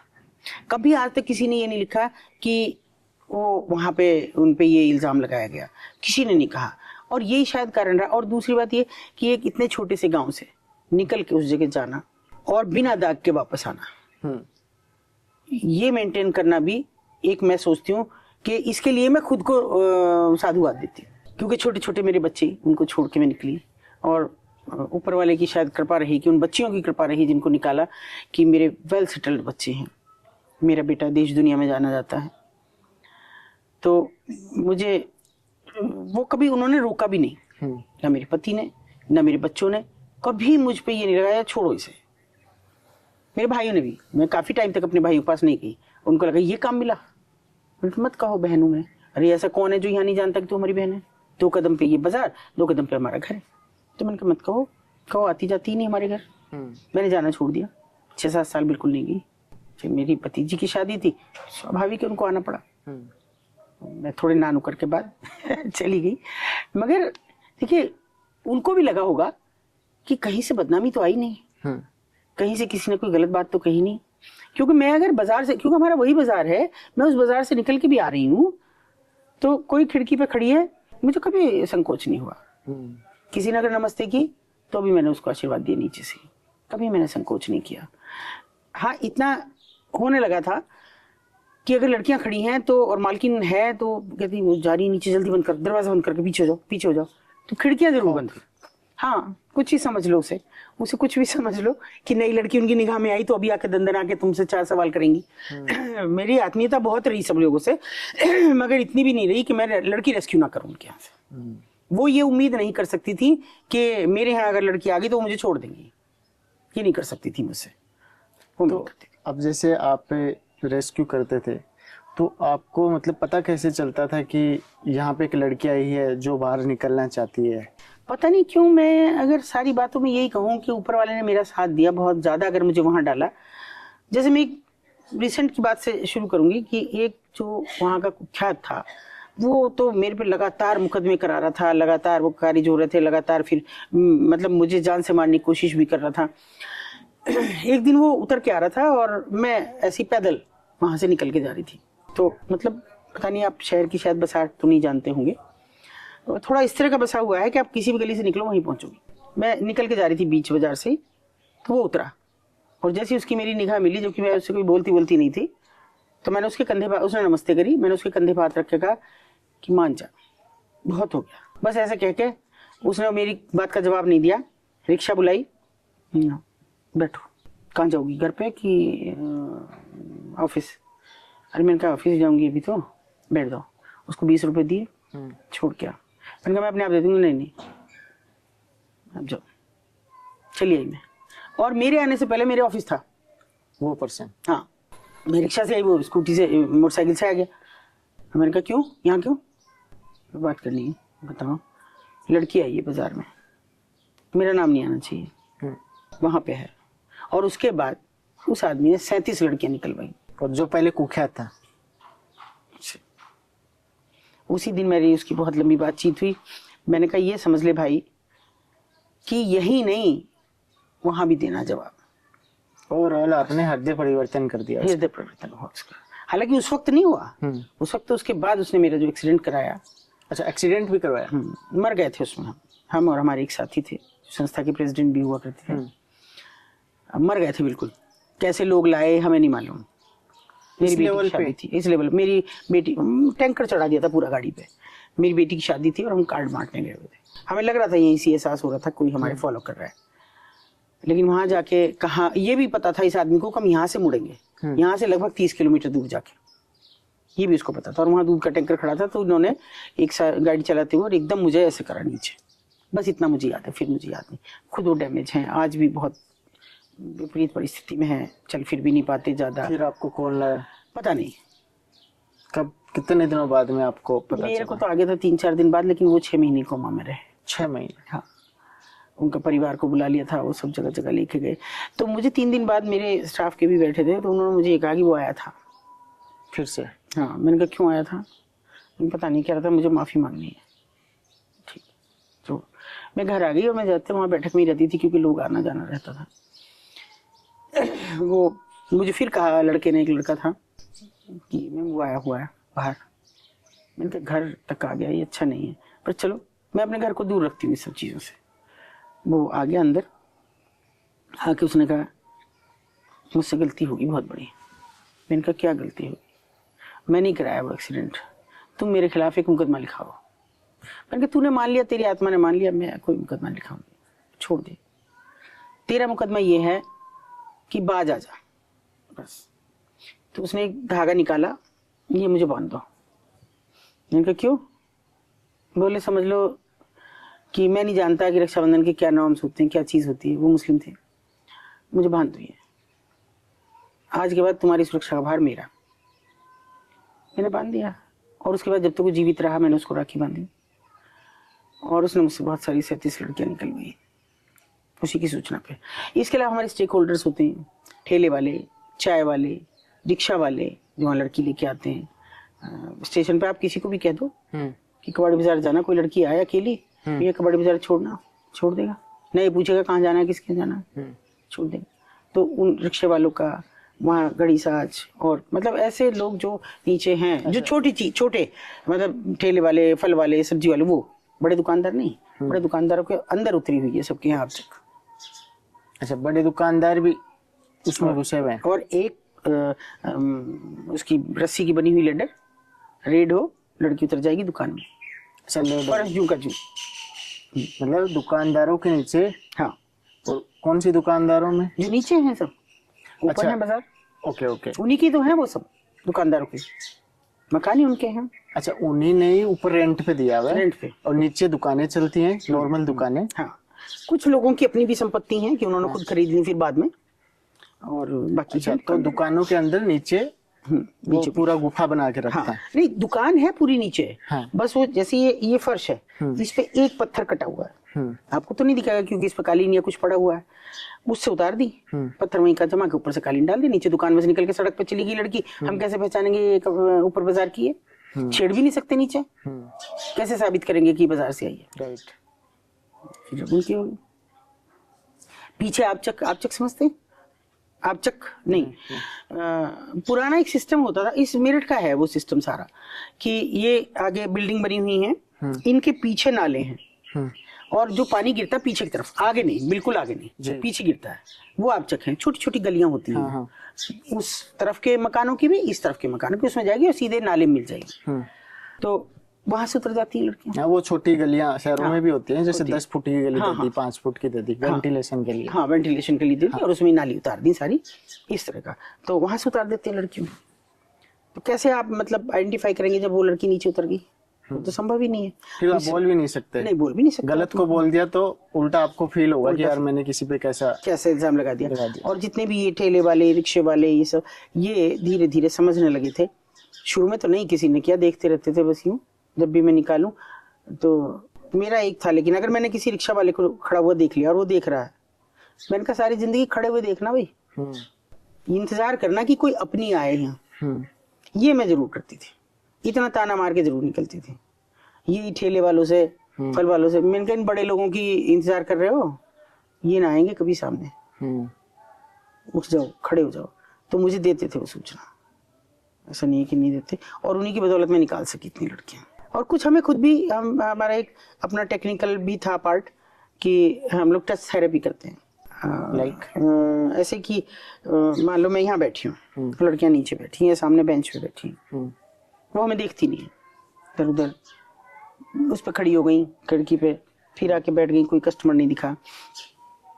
मैं कोशिश करती हूँ हर किसी से आई कांटेक्ट करने की। हाँ भाई, तेरा क्या नाम है? तो मुझे आज ही दिख रही है। तो अगर उसने यूँ देख के मुझे ऐसे कर दिया तो हम सोच लेते हैं कि ये आएगी नहीं अभी कब्जे में, थोड़े दिन बाद आएगी। फिर पूछूंगी, जैसे ही मुझे लगा कि एक लड़की के, मैं अगले दिन गई और किसी लड़की 2 दिन बाद, 10 दिन बाद, महीने बाद, एक दिन की नहीं है ये सारी, अगर वो एक लड़की जिसको मैं लगातार फोकस कर रही हूँ और उसकी आंख में मेरे प्रति जरा सा भी ये झलका कि अच्छा, हल्की सी मुस्कुराहट भी झलकी, मैं फिर समझ आती हूँ ये मेरा टारगेट है, ये आना चाहती है। हाँ, आना चाहती है। और हम सारे अपने वॉलंटियर, मैं वहाँ कभी जेंट्स वॉलंटियर मेरे नहीं जाते, सिवा रेस्क्यू को छोड़ के, लेडीज रहती हैं, तो मैं सबके पर्स में उनके फोन नंबर रखती हूँ, छोटे छोटे करके टाइप करा के इकट्ठे करते हैं कंप्यूटर से, कटिंग करी और सबके में डाल दिया कि कोई भी निकालो जो दिखे भी ना। और फिर जब उस लड़की का हाथ पकड़ो, कभी भी बहाने से पकड़ लो और बता कहाँ से है, क्या है, उसके हाथ में दे दो। अगर वो निकलना चाहेगी तो 100% उसी समय आपको कॉल करेगी निकलते ही, आध घंटे बाद, 1 घंटे बाद, शाम तक करेगी। नहीं तो मतलब फोन वगैरह सबके पास थोड़ी होती? नहीं, नीचे जाके करेगी, जिसको नीचे जाने की है। अच्छा। परमिशन है नीचे जाने की, इतनी तो होती है, उन्हें पता है कि इनका बच्चा तो हमारे कब्जे में। अच्छा, कंट्रोल वहां से, कंट्रोल तो वहां से हो रहा ना, तो वो करती हैं। और पहली शर्त यही होती है कि मेरा बच्चा वो चाहिए पहले, और नहीं, इतने नहीं जाऊंगी, मुकर जाती हैं। बच्चा नहीं आया ना, मैं वापस जा रही हूँ, बस। तो वो नहीं, पहले हम बच्चे को ही ढूंढते या उनको प्रेशराइज करते हैं कि अगर बच्चा तो आना चाहते हैं लेकिन बच्चा साथ आए तब आए, इस तरह से। बहुत सी बंगाल से जो लड़कियां लाई जाती हैं, कैसे धोखे से काम के नाम पे लाई, छोटी छोटी 2 बच्चियां, इतनी प्यारी सी मासूम सी सांवली सी ऐसी वो माँ, और देखिए काम मांग रही थी और धंधे पे बिठा दिया। मतलब आप इमेजिन उसको शायद नहीं कर सकते जो मैं 30 साल में वहाँ महसूस किया कि जब एक लड़की मतलब बहुत खराब परिस्थिति में रही, जिनका शायद मैं जिक्र भी नहीं कर सकती, चूना, मिर्च, ये सब इस्तेमाल किया जाता नई लड़की के लिए। चूना इंटरनल पार्ट्स, अच्छा इंटरनल पार्ट में डाल देते हैं, मिर्च भी, चूना भी, मर जाए तो मर जाए। और डालता कौन है? मालकिन, उनके गुर्गे। उनको क्या खुशी मिलती है? तभी तो तैयार होंगी, कैसे होंगी? अगर वो विरोध कर रही हैं तो कर रही है ना आखिर दम तक। अच्छा, तो वो बहुत, एक लड़की जब मरी मेरे आंखों के सामने, मुझे समझ नहीं आ रहा था क्या हुआ होगा इसके साथ। जिंदा रहने का तो कोई सवाल ही नहीं था। उसका मुझे आखिरी शब्द आज तक भी याद है कि उसने मुझे बस ये कहा, पहले तो मुझे डॉक्टर ने कहा पहले नहीं ला सकती थी, मुझे तो पता ही नहीं इसको हुआ क्या है। तो वो बताया मालकिन, डॉक्टर ने बताया मुझे कि ये है इसके इंटरनल पार्ट्स में ये सब हुआ है। मैंने उन्हें बताया, मैंने कहा मैडम ये वहां से है लड़की। तो उसने मेरा हाथ पकड़ा, जब मैंने उसका हाथ पकड़ा, कस के पकड़ा, मैंने कहा बेटा हिम्मत रख, सब ठीक हो जाएगा, मैं तुझे बाहर लेके जाऊँ। नहीं अब नहीं बचूंगी मैं। और पहले नहीं आ सकती थी, मेरी तरफ कभी नहीं देखा। कहा कितने दिन हो गए? 8 दिन हुए। बेटा मैंने तो तुझे देखा ही नहीं, मैंने आपको देखा, लेकिन मैंने नहीं देखा, मुझे तो नहीं दिखी। तूने कहाँ से देखा मुझे? कहाँ बैठी थी? मुझे नहीं दिखी। तीसरे या चौथे दिन मर गई थी वो। तो आप हम उन्हें खराब औरतें भी कह रहे हैं, हम उन्हें सारी चीजें कह रहे हैं, आप उनकी जिंदगी को देख नहीं सकते कि क्या बीत रहा है उन पे, क्या हो रहा है। क्योंकि जो एक आउटडेटेड महिला हो जाती है ना, वो क्रूर से क्रूर हो जाती है, क्योंकि उसके साथ जो बीता वो हर बदला उस आने वाली के साथ लेना चाहती कि मेरे साथ भी तो यही हुआ था। कहीं मैंने आज तक किसी ब्रोथल ओनर के दिल में ये भावना नहीं देखी कि नहीं मेरे साथ हुआ, ये बच्ची नहीं फंसनी चाहिए। कभी नहीं देखा मैंने। हमेशा ये देखा कि वो इससे ज्यादा मैं इसके साथ हो जो मेरे साथ हुआ, मैं कितना कर सकती हूँ इसके साथ जाती। और उन्हीं को कोठे की शायद मालकिन बनाया जाता है, ऐसा कुछ? हाँ, वो वही जो आउटडेटेड हो जाती हैं तो वो किराए पे ले लेती हैं कोई सा भी कमरा, और वहाँ लड़कियां रखती हैं, फिर वो भी वो सेम काम वहीं से, और ट्रैफिकिंग भी करती हैं, बाहर से भी लाती। अच्छा, लाने का भी काम करती हैं। जैसे नेपाल की लड़की है तो नेपाल से लाएगी, नेपाल की महिला है तो नेपालियों को विश्वास में लेकर लाएगी, काम कराऊंगी, अच्छा पैसा दूंगी। फिर और बिहार से लाएगी। और कहाँ से आते हैं, मतलब कौन से स्टेट से ज्यादा आपको मिली? मतलब सबसे ज्यादा नेपाल, उसके बाद वेस्ट बंगाल जिसमें 24 परगना खास तौर पे, और एक जगह ऐसी है जहां आप और हम शायद कभी पहुंचे भी नहीं होंगे, ये जौनसार भाबर क्षेत्र है, इसका देहरादून का पार्ट है। अच्छा, देहरादून। लेकिन देहरादून का पार्ट होने के बावजूद भी वो इतना दूर है कि आप सुबह देहरादून से बैठेंगे तो शाम तक पहुंचेंगे अपनी गाड़ी से। अच्छा, हाँ, अभी तक बहुत अच्छे रास्ते भी नहीं है, वो जो भुरभुरी चूना जैसी रास्ते हैं, और ऐसे है गोल पूरा। और यमुनोत्री आप सुन रहे होंगे, यमुनोत्री की बिल्कुल तलहटी में जाके आप पहले आप ऊपर चढ़ेंगे फिर नीचे उतरेंगे, बिल्कुल ऐसे डिस्ट्रिक्ट देहरादून ही लगता है, पुलिस थाना उनका देहरादून लगता है। मैंने कहा भाई अगर तुम्हारे यहाँ कुछ हो जाए तो कैसे जाते हो? कितनी दूर है वहाँ से, कितने किलोमीटर? ऐसे तो अगर जाओ तो सोचो कि हमें सुबह शाम हो गई, और ऐसे वो कहते हैं कि हम तो पेड़ ऐसे ही पहाड़ छलांगते 1 घंटे में पहुंच जाते हैं पैदल। तो वहाँ की लड़कियां हैं, वहाँ की सबसे ज्यादा बहुत आती हैं, क्योंकि सुंदर हैं वो लड़कियां। मतलब मैं एक बार इसी उस पे गई कि थोड़ा जान लूं, क्योंकि एक महिला कभी वहाँ लाई गई तो नहीं रही, वो उसको यहाँ धंधे में डाला गया, कोई प्यार के नाम पे ले आया, सुंदर बहुत हैं वो लड़कियां, और लाके यहाँ डाला गया, और उसके बाद वो ट्रैफिकर हो गई। अपना देहरादून में एक होटल खोला, होटल में रहती थी पूरा टाइम, वहीं पे लड़कियों को लाती थी कि भाई मैं डांस सिखाऊंगी। डांस के मतलब जब मैं वहाँ गई तो आप इमेजिन नहीं करेंगे, इतना जहाँ मुश्किल से 50 घर भी नहीं थे, वहां पे डांस के क्लासेस का बैनर लगा हुआ है, और पुणे का डांस। हाँ, अच्छा। कुछ फोन नंबर्स, हाँ। और यहाँ पे आप संपर्क करें डांस क्लासेस जाने के, ज्वाइन करने के लिए। कहाँ देहरादून का जौनसार भाबर क्षेत्र, और कहाँ पुणे, वहाँ गारो खासी जनजातियां भी हैं। आपने कॉल लगा के ट्राई नहीं किया? हाँ किया। मैंने ट्राई किया। उस समय ट्रू कॉलर तो होते नहीं थे कि कोई देख ले, सब लिखा आ जाए। हमने कहा भैया नीरज बोल रहे हो? तो उन्होंने कहा हाँ जी नीरज बोल रहा हूँ। मैंने कहा मेरी लड़की को भी डांस सीखना है, आपको मेरा नंबर कहाँ से मिला? अरे मैंने कहा तुम ही तो हमारे यहाँ ये लगा के गए। क्योंकि वो मेरी भाषा से समझ रहा था। उसने ना तुरंत ये गारो खासी जनजाति की एक भाषा होती है, उसमें बात करना शुरू कर दिया। तो मैंने कहा क्या बोल रहे हो, मुझे कुछ समझ नहीं आ रहा। तो उसने फट से काट दिया। उसके बाद नहीं उठाया उसने।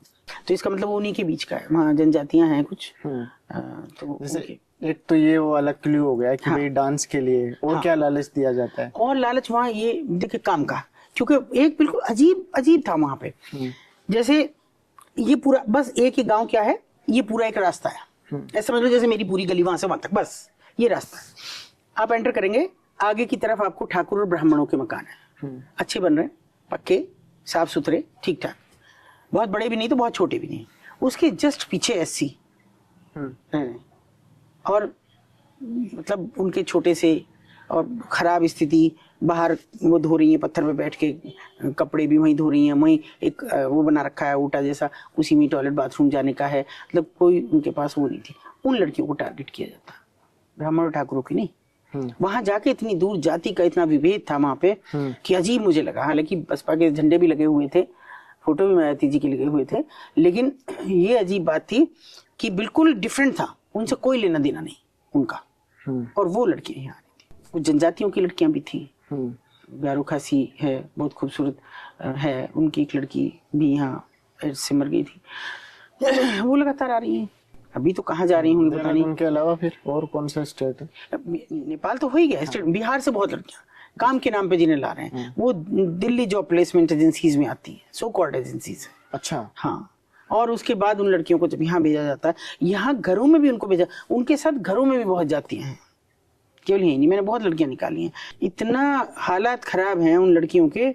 छत्तीसगढ़ की लड़कियां, आपके वो झारखंड की लड़कियां इस हालत में कि जो मतलब मैं क्या बताऊं। अच्छा, सबसे बड़ी बात क्या है कि झारखंड और बिहार छत्तीसगढ़ की लड़कियां कम इसलिए आती रही, आती तो हैं, वो काम के नाम पे लाके उनको इधर उधर रखा जाता है, उनका रेट कम है।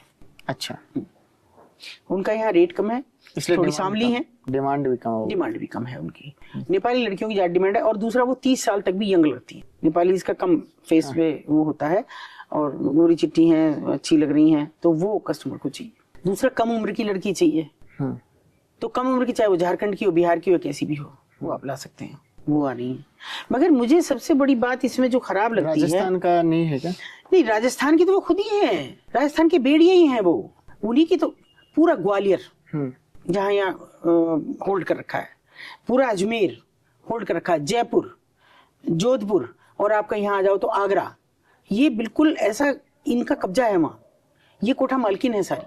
अच्छा। हाँ, पहले मात्र सत्तात्मक परिवार थे, नानी वही काम कर रही है, माँ कर रही है और बेटी कर रही है, लेकिन जबरदस्ती नहीं थी। अगर बेटी चाहे कोई तो ना करे, शादी कर ले अपने समाज में। और बहुएं नहीं आती थी बिल्कुल भी, बहुएं आएंगी भी, यहाँ पर्दा रहेगा उनका इतना, वो किसी कस्टमर को एंटरटेन नहीं करेंगे, उनका कोई मतलब नहीं। लेकिन हमारे जैसे नरपशु तो हैं कि जो अपनी बेटियां लाके बेच रहे हैं वहाँ, वो तो कोठा मालकिन है उनका। वो तो कहती है कि तुमने हमें बदल दिया 30 साल में, हमारे बच्चे, उनके तो एमसीए एमबीए करके बच्चे हैं, बीटेक करके बच्चे हैं उनके। हाँ बिल्कुल, 30 साल में मैं केवल यही कहती हूँ कि यही मेरी एक प्राप्ति है कि मैं उनके बच्चों को पढ़ा सकी, और मैं कौन, उनमें पढ़ने का जज्बा पैदा कर सकी। पढ़े वो बच्चे, काबिल हुए, मगर अब दूसरे जो बच्चे आ रहे हैं उनकी कोई क्यों परवाह करेगा? जो लड़की लाएगी उनकी परवाह कौन करेगा? कोई नहीं करेगा, क्योंकि उनको पैसा दे के लाया गया है, तो पैसा लेंगी वो। मैं कह रही हूँ कि मैंने अपने पास की 3 लड़कियां निकाली शहर की इर्द गिर्द की। अच्छा, बिल्कुल लगी हुई सीमाओं की। मतलब वो वहीं आसपास के रेड लाइट एरिया में थे? दूसरे शहर की, दूसरे शहर, मुरादनगर की लड़की निकाली, इधर की तरह गढ़ की लड़की निकाली। मतलब जब यहाँ इतने नजदीक तक अगर ये फैलाव हो जाए तो ये खतरा होता है। फिर मैंने और तेजी से सब शुरू किया, फिर तो और आत्मा जागी, और आत्मा, फिर मैंने और ज्यादा, मैंने कहा ये नहीं, अगर इन्होंने यहाँ फैला दिया, ये दूर जाना ही छोड़ देंगे। एक लड़का लड़की को भगा के लाएगा और यहाँ भेज देगा। इस शहर की भी निकाली मैंने, पास के पास ही एक मोहल्ला है, मतलब माँ बाप नहीं थे, भाई ने कह दी कहीं जा भाई, मेरे बस की तेरा खर्चा उठाना नहीं है। 14-15 साल की लड़की, उसके कपड़े भरे और दे दिया। बाहर एक रिक्शा वाले से उसने कहा भैया मुझे स्टेशन छोड़ दो, मैं अपनी मामा के चली जाऊँ। क्यों, कहाँ जाना है? मेरे भैया ने मुझे निकाल दिया, बेवकूफ लड़की ने ये भी बता दिया, वो लाके कबाड़ी बाजार छोड़ दिया। लेकिन जैसे ही छोड़ा उसने तो मुहाने पे छोड़ दिया। मुहाने पे छोड़ने के बाद में लड़की ढूंढ रही थी ऐसे, तो हमारे भी स्टेक होल्डर्स हैं, तो तुरंत वहीं पे एक थे सज्जन, उन्होंने मुझे फोन करा, लड़की को बिठाया, बेटा कहाँ जाना है? बोले यहाँ पे बताया कि उनके घर चली, किसी के भी घर चली जाना, और रिक्शे वाले भैया कह गए वो तुम अच्छे से रखेंगे, काम भी देंगी। मुझे काम चाहिए, मेरा कोई नहीं है। तो उसने बिठाया अपने पास और मुझे फोन करा, दीदी बहुत जल्दी आ जाओ, जितनी जल्दी आ सकती हो, क्योंकि मैं भी ज्यादा देर नहीं बिठा सकता, छोटी सी उनकी दुकान थी घड़ी की, क्योंकि मेरे दिख रही है ये बाहर से, तो आप आ जाओ। खैर हम गए, पूछा हमने, जब उसने बताया शॉक्ड था मेरे लिए। मैंने कसम से उसके भाई पे जो मैं कर सकती थी वो सब किया, थप्पड़ लात घूसे सब बनाए जाके वहाँ। और मैंने कहा तू निकल इस घर से, जिसके माँ बाप ने बनाया, निकल अपनी बीवी को लेकर जहाँ जाता हूँ वहाँ जा, यहाँ ये रहेगी। उसकी हमने शादी भी कराई इनके घर में, ऐसी बहुत लड़कियों की शादी कराई हमने छिपा के कि ये वहाँ की नहीं थी, तो बच गई वो। और भी एक लड़की थी ऐसी आ गई प्रेम में, 20 रुपए दे दिए उसने, ये रिक्शा में बैठ जाइयो और कबाड़ी बाजार उतर जा, 20 रुपए ले। उसने बजा, रिक्शा वाले ने पैसे भी नहीं लिए। नहीं, प्रेम में थोड़ा सा कैसे, मतलब उससे अफेयर था, तो घर वाले के माँ बाप तो थे नहीं, बुआ फूफा थे कि ये मेरी शादी तेरे से नहीं करेंगे, क्योंकि वहां जा करेंगे, मेरी मौसी रहती है, तो वहां चली जाना, कि मुझे घर कैसे मिलेगा, कि कबाड़ी बाजार के लिए रिक्शा में करवा रहा हूँ तुझे, और तू किसी पे भी चल जाइयो, मेरी मौसी अपने आप आके ले जाएगी तुझे। अच्छा। हाँ, वो चली गई। और जब मैंने उसे रेस्क्यू किया, जब मुझे खबर आई, तुरंत ही आ गई थी, मीडिया को लेके गई, तो मुट्ठी में बिछे हुए 20 का नोट था एक, जो उसने दिया था। मैंने कहा ये कहाँ से? बोली ये लिया नहीं रिक्शे वाले ने, ये कह दिया कि भैया जानने वाले हैं, यानी रिक्शे वाले का भी तय हो गया था। अच्छा। इसको मिलने, रंग रूप अच्छा नहीं था लड़की का, सांवली सी थी, कमजोर सी थी, जैसे कुपोषण का शिकार बच्चा हो, तो मात्र 30,000 रुपए में उसका हुआ जो भी हुआ, बंद कर देता। तो लेकिन बच गई। फिर हमने नारी निकेतन भेजा उसको, हमको लगा कि इसके घर भेजना तो उचित है ही नहीं, तो प्रशासन की मदद से उसको नारी निकेतन भेजा, CWC भेज के। नारी निकेतन में किस टाइप के लोग रहते हैं? दोनों तरफ का अलग अलग है। एक तो वो जो घर से भागी हुई लड़कियां हैं, खोई हुई लड़कियां हैं, प्रेमी के साथ भाग गई वो कुछ समय के, अब तो उनके लिए अलग भी बना दिया आशा ज्योति केंद्र, वो 3-4 दिन वहां रह सकती हैं, उसके बाद में अगर कोई नहीं आ रहा लेना तो नारी निकेतन जाएंगी। और इनका बिल्कुल एक अलग सिस्टम बना रखा है कि जो देह व्यापार से छुड़ाई हुई लड़कियां हों वो इस तरफ रखी जाएंगी। तो कोशिश होती है उनको कुछ सिखाया जाए, काम वाम NGO ही सिखाते हैं, जाके प्रेरित भी करते हैं, तो कि जाओ थोड़ा सा करो। जब आप रेस्क्यू करने के बाद में उस लड़की से मिलते हो या उस महिला से मिलते हो, तो उसकी जो मनोस्थिति जानने का कभी प्रयास नहीं किया? नहीं, बराबर। अरे मैं क्या मतलब क्या रहती है मनोस्थिति बाद में? हाँ, नहीं बाद में तो वो बिल्कुल अच्छे से, बाद में तो अच्छे से रहती है, लेकिन हाँ, उस दौरान उसके दिमाग में क्या चल रहा था, तो कैसे? उस दौरान हम इतनी काउंसलिंग करते हैं, 3-4 दिन तो लड़की हमारी उसमें रहती है, क्योंकि हमें थाने ही जाना पड़ता है, तो हम काउंसलिंग भी करते हैं, हमारे काउंसलर भी जाती हैं कि बराबर, तो बताती है ऐसे ले आए, फिर ये करा, सारी बातें उन्हीं के जरिए तो पता लगती है हमें कि ये चीजें होती हैं वहाँ। इस तरह की भी जो पहलवान टाइप उनके गुंडे हैं वो सेक्स करेंगे छोटी सी लड़की के साथ में, मतलब और भी बहुत सारा है कि पुलिस, मतलब मैं बता नहीं सकती कि आपको कि कैसी कैसी लड़कियां वहां आ जाती हैं। ये मत सोचो कि ये कोई सुंदरता का बाजार है, ये केवल देह का बाजार है। वहाँ किसी को चेहरा नहीं देखना किसी का। अच्छा, उनको केवल सेक्स से मतलब और किसी दूसरी चीज से मतलब नहीं है। मैंने अभी जो लास्ट रेस्क्यू किया, वो लड़की बहुत देर नहीं निकला कोई कमरे में से, तो फिर मेरे साथ जो सिपाही था एक, क्योंकि वो एक थोड़ा विश्वास के लोग थे, तो मैंने कहा जरा मार इसमें दरवाजे में, लेकिन इस बीच उसने खोल दिया, एक लंबा चौड़ा सा आदमी निकला। और मैंने कहा लड़की कहाँ है, जरा लड़की देख। उसने कहा मैं मैडम अंदर कैसे जाऊँ? मैंने कहा मैं भी नहीं जाऊंगी, लड़की आ जाएगी बाहर। लाओ। थोड़ी देर में लड़की आई, मुझे खटखट की आवाज आई, लड़की बैसाखी से चल रही थी। बैसाखी से? ये पूरे पैर में वो जो होता है ना लोहे का एक शिकंजा जैसे, वो उसके था और उससे चल रही थी वो सिपाही को इतना गुस्सा, उन्होंने कहा कहाँ का है? उसने बताया कि मैं यहाँ का हूँ। जाट है? हाँ। उसने इतने चांटे मारी उसके, खींच खींच के, साले शर्म नहीं आ रही, तेरी बेटी के बराबर की, पोती के बराबर की, और क्या हालत है इस लड़की की। यानी वहाँ सुंदरता, शरीर, किसी चीज की मतलब, उन्हें सेक्स से मतलब और कुछ नहीं, कोई मतलब नहीं किसी से। उस लड़की पे क्या बीत रही है, उस लड़की के साथ क्या हो रहा है, कोई किसी से मतलब नहीं। ऐसी मैं मतलब क्या आपसे बताऊं, हम यहाँ बैठ के भी ये सोचेंगे साफ है कि नहीं, कुछ खाएं या नहीं खाएं, है ना। ऐसे छोटा सा चबूतरा बना रहता है सबके पास, वहीं बर्तन मजते हैं, मतलब वही जगह है जो कुछ भी है। लड़की खाना खा रही है, खाना क्या, वो दाल चावल खा रही है, प्लेट मिली है, स्टूल पे ऐसे बैठे हुए, किसी तरह। और मैंने देखा उसके चारों तरफ इतनी गंदगी थी, लोगों ने वहीं थूक रखा था, पान भी, गंदगी भी थूक रखा था, बलगम भी थूक रखा था, और इसके अलावा वहाँ कंडोम्स पड़े थे यूज्ड, और वो उनके बीच में ऐसे खा रही थी। इतनी गंदगी होती है? ऐसे हुआ मुझे कि जैसे मुझे उल्टी हो जाएगी। मैंने उसको कहा उठो, यहाँ कैसे खा रहे? और कहीं मना कर दें आंटी, वहाँ नहीं खाना। अच्छा, क्यों? गंदा हो जाएगा, इधर ही खाओ। मतलब जितनी मासूमियत से उसने कहा लड़की ने, मुझे ऐसा लगा कि क्यों जिंदा है हम, किस सभ्य समाज की हम बात करते हैं, कहीं नहीं है। वहां जाके देखो ना समाज क्या है, उनके बीच में जाके देखो क्या समाज है। जब उनको खड़ा होना पड़े, जब उनको आधे नंगे कपड़े पहन के और इतना दिखा के खिड़की पे झुकना है, मुंह नहीं दिखाना, खिड़की पे झुकाना, आधा शरीर झुकाना, क्योंकि वो इससे आएंगे, इससे नहीं आएंगे। ये आप समझिए।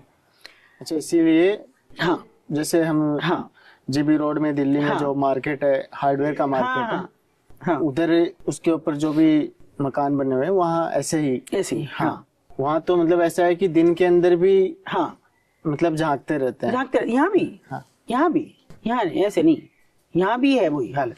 तो मतलब आप कैसे मैं बताऊं कि भी कौन सी चीज, किस अच्छी चीज को बताऊं? कुछ भी तो अच्छा नहीं है, खाना नहीं, कपड़ा नहीं, इतना सदनंगे। लड़की बैठी और ऐसे कर रही है, मेरा ठीक से बैठो ना, नॉर्मल होके बैठ जाओ, फिर भी ऐसे बैठ रही है।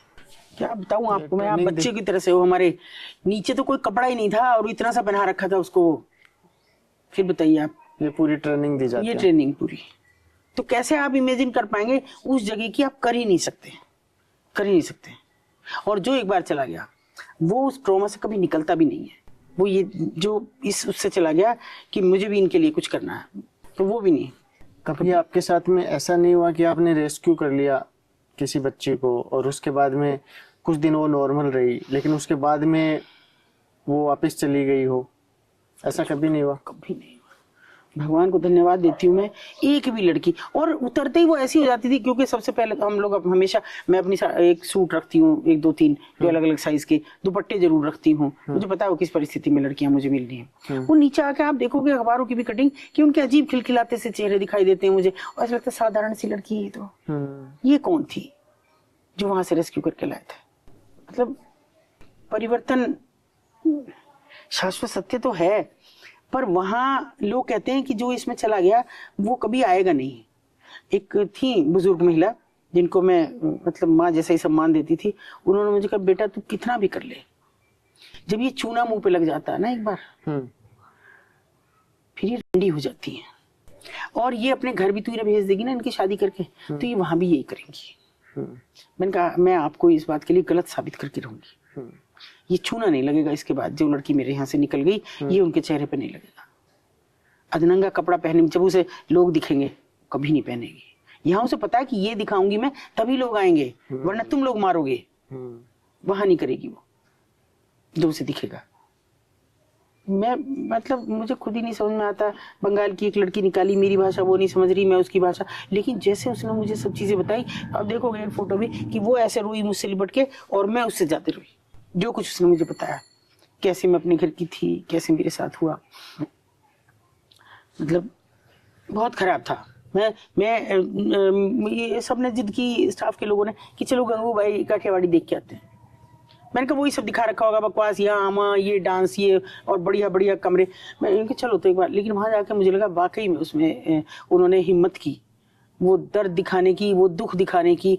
और मतलब जैसे उसमें ये दिखाया, पता नहीं आपने देखी नहीं, कि वो आदमी आता ही इसलिए था कि उसको परपीड़क जिसे कहते हैं, सैडिस्ट। बहुत से तो ऐसे सैडिस्ट आते हैं कि जो घर में बीवियों से डरते हैं और बीवी के साथ वो नहीं कर सकते जो वो करना चाहते हैं, वो यहाँ के करते हैं। मारेंगे, पीटेंगे, काटेंगे बुरी तरह से, नोचेंगे, मतलब उनका ये है बस। किसी को वो ना दिखाए जगह, बस मैं ये कहूंगी। हर एक लड़की, आप क्या समझते हैं कि जब वो खड़ी है, चाहे वो जीबी रोड में खड़ी है, सोनागाछी में खड़ी है, वो मन से खड़ी है।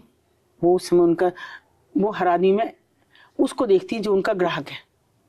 वो किसी को भी अपना भाई पिता जैसा देख नहीं पाती उससे।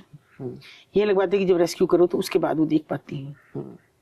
जब कभी मेरे जैसे ये हैं, मेरे देवर हैं, ये इन्होंने कभी सिर पे हाथ रखा हो तो उन्हें लगा मेरे भाई जैसा है। मेरे एक और मम्मी या ससुर है, उन्होंने कहा बेटा मैं तेरे साथ चलूंगा। चलो देखा पत्थर लगे हुए थे जैसे हमारे इसमें पत्थर है अंदर। लड़की मिली नहीं, मैंने कहा फेक हो जाएगी, आज बहुत गड़बड़ हो जाएगी, फेक नहीं होनी चाहिए, लड़की की तो सूचना है। तो वो मेरे से बोले कि भाई देख मुझे ज्यादा नहीं मालूम है, लेकिन ये सारे पत्थर तो लाल हैं, ये एक सफेद क्यों है, इसे तोड़ूंगा मैं। वो चिल्लाने लगी, क्यों तोड़ोगे, मेरी छत तोड़ोगे। पुलिस वाले चिल्लाने लगे कि छत तोड़ोगे उनकी, आप बना के जाओगे। मैंने कहा मैं बनाऊंगी, अगर वो कह रहे हैं तो तोड़ेंगे। फिर तभी मेरी निगाह गई ये कैसे इतना से उसका साइज का स्टील की, वो मुझे लगा सीढ़ी है। तो मैंने कहा खोलना मामा जी इसको, उन्होंने खोला तो वो सीढ़ी थी पूरी। मैंने कहा इसका क्या काम है यहाँ, तो तुम्हारे जीना बना हुआ है तो सीढ़ी का क्या काम है। और जैसे ही वो पत्थर उन्होंने ऐसे मार को, लंबे चौड़े थे इनके जैसे, जैसे वो पत्थर उन्होंने तोड़ा तैसे 3 लड़कियां निकली उसमें से, और अधमरी हो रही थी, सांस नहीं आ रहा था, कहीं खिड़की दरवाजा कुछ नहीं था, केवल हमारी सूचना पे कि वो लोग आ रहे हैं, और उन्होंने इसलिए अंदर घुसा दिया था। और सांस नहीं आ रहा था बिल्कुल। और थोड़ी देर होती तो मर जाती। ऐसी तो बहुत लड़कियां निकाली हमने कि मर जाती, इनको उस हालत में निकाला। अभी तक का आपका जो रेस्क्यू है उसके अंदर सबसे क्रिटिकल केस कैसा था, जिसके अंदर मतलब सुकून भी मिला, खुद को बहुत ज्यादा दुख भी हुआ, मतलब अंदर से टूट गए हो कि यार ये तो। मुझे सूचना मिली, मैं कोशिश ये करती हूँ कि 5 बजे के बाद मेरी कोई महिला वॉलंटियर कहीं ना जाए, चाहे रेस्क्यू हो, कोशिश करते हैं हम दिन में हो रेस्क्यू। उस दिन परिस्थिति ऐसी आई कि रात को रेस्क्यू करने का सूचना आ गई, लड़कियां हैं मर जाएंगी, सुबह पुणे चली जाएंगी अगर अब नहीं आपने निकाला। इनका फेक नहीं होना चाहिए, कि नहीं है फेक। मैंने अपने एक अधिकारी को उसमें लिया विश्वास में, और उनसे कहा मुझे सिपाही दे दो। उन्होंने अपने 2 सिपाही दे दिए मुझे, लंबे चौड़े। अब उसके बाद ऐसे थोड़ी कि हम सीधे सीधे चले, मुझे पता ही नहीं किस जगह पे है, तो मैं कहीं भी। और मेरी स्थिति देखो, मैं एक शराबी को लेकर गई रात को यहाँ से स्कूटी पे, उससे खुद नहीं चल रही है, मैं उसके पीछे बैठी हूँ, किसी तरह वहां पहुंची, और मैंने कहा यहाँ सो जा, तुम उठना मत। मंदिर की सीढ़ियों पे सुला दिया, यहीं सो यार, स्कूटी कोई ले जाता हो ले जाने दियो। उसके बाद मैंने हर जो नीचे दुकानदार होते हैं, कहीं आलू देखने लगी, रात के टाइम कहाँ सब्जी वाले बैठे, वो उठने की जल्दी में। अरे मैंने कहा तो खराब है, क्योंकि इस समय तो बहन जी खराब ही मिलेगा, और मैंने मुंह ढक रखा ताकि वो मुझे पहचानते वहां सब। इतने पीछे से मुझे आवाज आई, आंटी। हाँ, किसी ने, मैंने कहा मुड़ना, वो बोला मुड़ना मत। किसके यहाँ, मैंने कहा मुझे नहीं पता, मैं नहीं दी थी तुम्हें खबर, फलानी के यहाँ। मैं वापस दौड़ी और मैंने जल्दी दोनों सिपाहियों को सूचना दी, मैंने कहा उस जगह आ जाओ। छोटा सा कमरा, कितना सा बताऊं मैं आपको, जैसे बाथरूम भी थोड़ा बड़ा हो मेरा, जैसे मास्टर बाथरूम है थोड़ा सा बड़ा, बस इतना सा कमरा। ये तो बहुत बड़ा है झोपड़ी।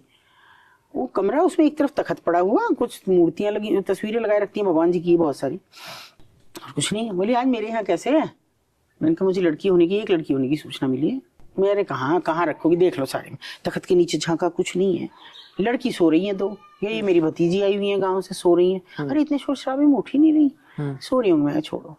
वो लड़का मुझसे बोला, सिपाही था, कि मैम आज तो फेक हो गई, साहब भी यूं कहेंगे, टाइम खराब कर दिया।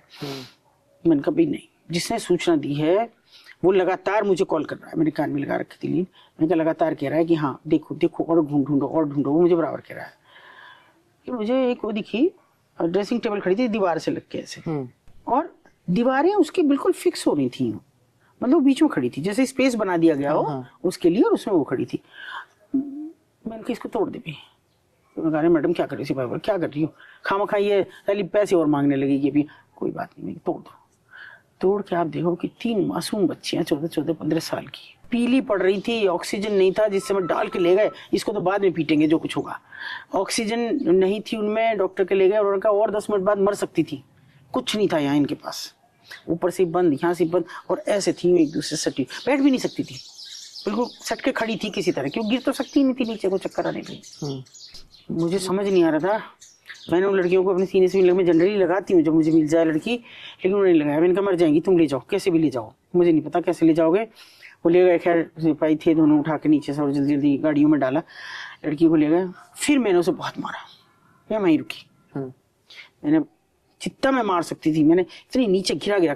फिर मैंने उन लड़कियों को मारा। मैंने कहा अब तक सो रही हो, ये भी पिट रही है, शीशा टूट गया, शोर हो रहा है, दुनिया भर का बवाल मच रहा है, और ये सो रही है, नशा करके सोई हो? नहीं, हमें तो आवाज ही नहीं आई। वो जानबूझ कैसे लिटा रखी थी कि मेरी तो 2 लड़कियां सो रही हैं, मेरे कस्टमर भी नहीं है कुछ भी। वो सुबह लड़की कहीं पार्सल हो जाती है। तो जैसे आपने उन 3 लड़कियों को, मतलब जो तीनों छत्तीसगढ़ की थी। अच्छा, छत्तीसगढ़ की थी। छत्तीसगढ़ की थी, कोरबा एक जगह। तो जब ड्रेसिंग के अंदर वो हैं, तो वो शोर शराबा नहीं करती उस टाइम पे? वहां से आवाज किसको जाएगी? नहीं, फिर भी जैसे आप बाहर की साइड बैठे हो, तो जब तक तो वो इतना बेहोश हो चुकी थी कि उन्हें तो खुद ही नहीं पता था कुछ भी। और शोर शराबा कैसे मचाएंगी ये तो बताओ। उन्हें तो पता है कि पहले पीट के उसमें बंद कर दिया, वो शोर मचा भी कैसे सकती हैं? मचाया भी हो तो क्या, और हो सकता है वो जो बेहोश हो रही थी कुछ दे रखा हो, मुझे तो ये भी आइडिया नहीं है, क्योंकि उस समय कुछ सूझ ही नहीं रहा था सिवा उनको उठा के ले जाने के। तो कैसे पता लगे? और सूचना से ठीक थी पर एक लड़की थी, लेकिन 3 लड़कियां मिली हमको। अच्छा, इसमें जैसे शक्ल चेंज करना और इस टाइप की चीजें भी करते हैं क्या? नहीं, एक काम होता है कि ऑक्सीटॉक्सिन देते हैं। अच्छा, ऑक्सीटॉक्सिन। हाँ, जिससे लड़की ग्रो दिखाई दे, शरीर भर जाए, चेहरा जैसा चाहे वैसे रह जाए। अच्छा, उसको भी हमने बहुत कुछ किया, बहुत उसमें लिखा। चेहरा वैसा ही होता है? चेहरे में कोई परिवर्तन नहीं आता। हाँ, जिस्म में आ जाता है, जैसे हिप्स भारी हो जाए, सीना भारी हो जाए, थोड़ी सी गुदराई सी हो जाए, बाजू ऐसे हो जाती। तो उसमें छोटी बच्ची लेके आते हैं। हाँ, लेकिन वो देखने में ऐसी लगती है कि 18 साल से ऊपर की होगी। हाँ, बड़ी है, साबित नहीं कर सकते हैं क्योंकि कब उनका वो करें, और वो लंबे समय तक दिए जाते हैं उन्हें स्टेरॉइड की तरह से, काफी टाइम तक, ताकि फिक्स हो जाए एक जगह। अच्छा, लंबे समय तक दिया जाता है? लंबे समय तक लगभग कितना टाइम? मतलब महीनों तक। हाँ, क्योंकि मतलब चेंज की प्रक्रिया तो है, लेकिन जैसे आप देखते हो कि बहुत से लोग जिम विम जाते हैं और कुछ दिन बाद अगर वो जाना छोड़ दें तो अजीब से हो जाते हैं, तो वो स्थिति शायद उनकी होती होगी, तो इसलिए वो रेगुलर देती है उनको। अच्छा, और फिर वो आदी हो जाती है। फिर क्या, फिर तो चाहे कस्टमर आए कोई भी आए, दर्द नहीं, पीड़ा नहीं, कोई बचाने वाला नहीं। साइड इफेक्ट भी तो होते हैं? साइड इफेक्ट भी होते हैं। उसमें क्या है, उनके स्किन खराब होती है, लेकिन उसके लिए भी बराबर उनके यहाँ डॉक्टर आते हैं, वहीं उनके कपड़े वाले वहीं आते हैं, उनके डॉक्टर्स वहीं आते हैं, मेकअप वाले सामान लेके वहीं आते हैं। अच्छा, सब चीज में खरीदी जाती है, सब कुछ, कोई चीज ऐसी। और अगर आप उनसे जरा सी भी सूचना मांगने लगो ना नीचे, तो नहीं, मतलब नहीं आपको इतनी सी भी दे दें, क्योंकि उनको तो मुंह मांगे दाम वहां मिल रहे हैं। झोला छाप डॉक्टर है, मर जा तो मर जा, क्या फर्क पड़ रहा। मतलब शायद मुझे ऐसा लगता है, अभी मैं किसी का देख रही, किसी ने मुझे दिखाया, अभी पिछले पॉडकास्ट पे मैं गई थी, उन्होंने मुझे दिखाया किसी और का भी, जीबी रोड का, मैं इनका फेक है। मैं 30 साल में 532 लड़कियां निकाल पाई, वो 2 महीने 2 साल में 3000 लड़कियां, 4000, सवाल ही नहीं पैदा होता, और बिना किसी रिस्क के। मुझे तो जाने कितनी चोटें लगी हैं, मुझे तो यही नहीं पता कि मैं कब जिंदा कैसे हूं, कैसे हो। इजी टास्क नहीं है ना, इजी टास्क है ये। और कितने मुझ पर मुकदमे हैं, अभी भी चल रहा है एक, अभी तक भी, रंगदारी के, मारपीट के बराबर मुकदमे चलते हैं। अभी आपको जैसे मतलब थ्रेट्स तो डेफिनेटली मिल ही रही है आपको, लेकिन किस किस टाइप की थ्रेट्स मिलती हैं? मेरे मुंह पे कहती हैं, हाँ, जिस दिन तेरी लड़की बुला के यहाँ बिठाएंगे ना। अच्छा, ये तक धमकी देते हैं? उस दिन तुझे पता लगेगा कैसा होता है। तू बैठ जा भाई, एज तो मेरी कुछ नहीं थी, मैं 27 साल की उम्र थी जब मैंने शुरू किया वहाँ। तू भी नहीं बैठेगी एक दिन, लिख ले हमसे। अच्छा, पर ये मैंने अपना बना लिया था कि अगर वो माँ की गाली दे रही है तो मैं और 4 आगे की दे रही हूँ। मुझे मेरे साथ के पत्रकार भी कहते थे, बहन जी बहुत गालियां सीख ली। मैंने कहा नीचे तो नहीं देती, ऊपर ही दे रही हूँ ना। नीचे उतर के तो एक भी नहीं देती, निकलती भी नहीं मुंह से कभी, पर मैं देती हूँ, माँ की भी बहन की भी। एक सज्जन मेरे साथ गए, उन्होंने कहा तौबा, अरे ये कहाँ से सीखी है? मैंने कहा यहीं से सीखी हूँ, पुलिस वाले कितनी गालियां देते हैं, उन्हें बता देगा चोर चाय पी के कि हाँ जी मैंने चोरी की है। तो मैंने कहा ये भी ना बताती, इनको मारूंगी नहीं तो ये मेरे सिर पे सवार हो जाएंगी, मुझे यही मार देंगी। इन्हें मारने में इनके गुंडे जो ये पले पड़े हैं ना, जो तखत पे मुंह उल्टा करके सो जाते हैं कि जैसे हम तो सोए पड़े हैं, पता ही नहीं, ये मुझे जरा सी देर में मार देंगे। तो वो तो मुझे धीरे धीरे समझ आ गया था 2 साल में 3 साल में कि मुझे इनके जैसा होना पड़ेगा। हुई मैं, क्योंकि ये इसके अंदर क्या होता है कि ये तो नॉर्मल है थ्रेट्स। हाँ, हाँ, मतलब कि 376 के मुकदमे में फंसा देंगे, तेरे बेटे को फंसा देंगे, इसीलिए मैं किसी लड़के को नहीं ले गई कभी भी आज तक। पति को फंसा देंगे, इस और तो तरीके जानता ही नहीं, कोई जानता ही नहीं मेरे पति और बेटों को। हाँ। जानता ही नहीं, मतलब मैंने आखिर तक छुपाया, लास्ट तक, कोई मतलब नहीं तुम लोगों का, मेरी बेटियों को मेरे बेटों को कोई नहीं जानता।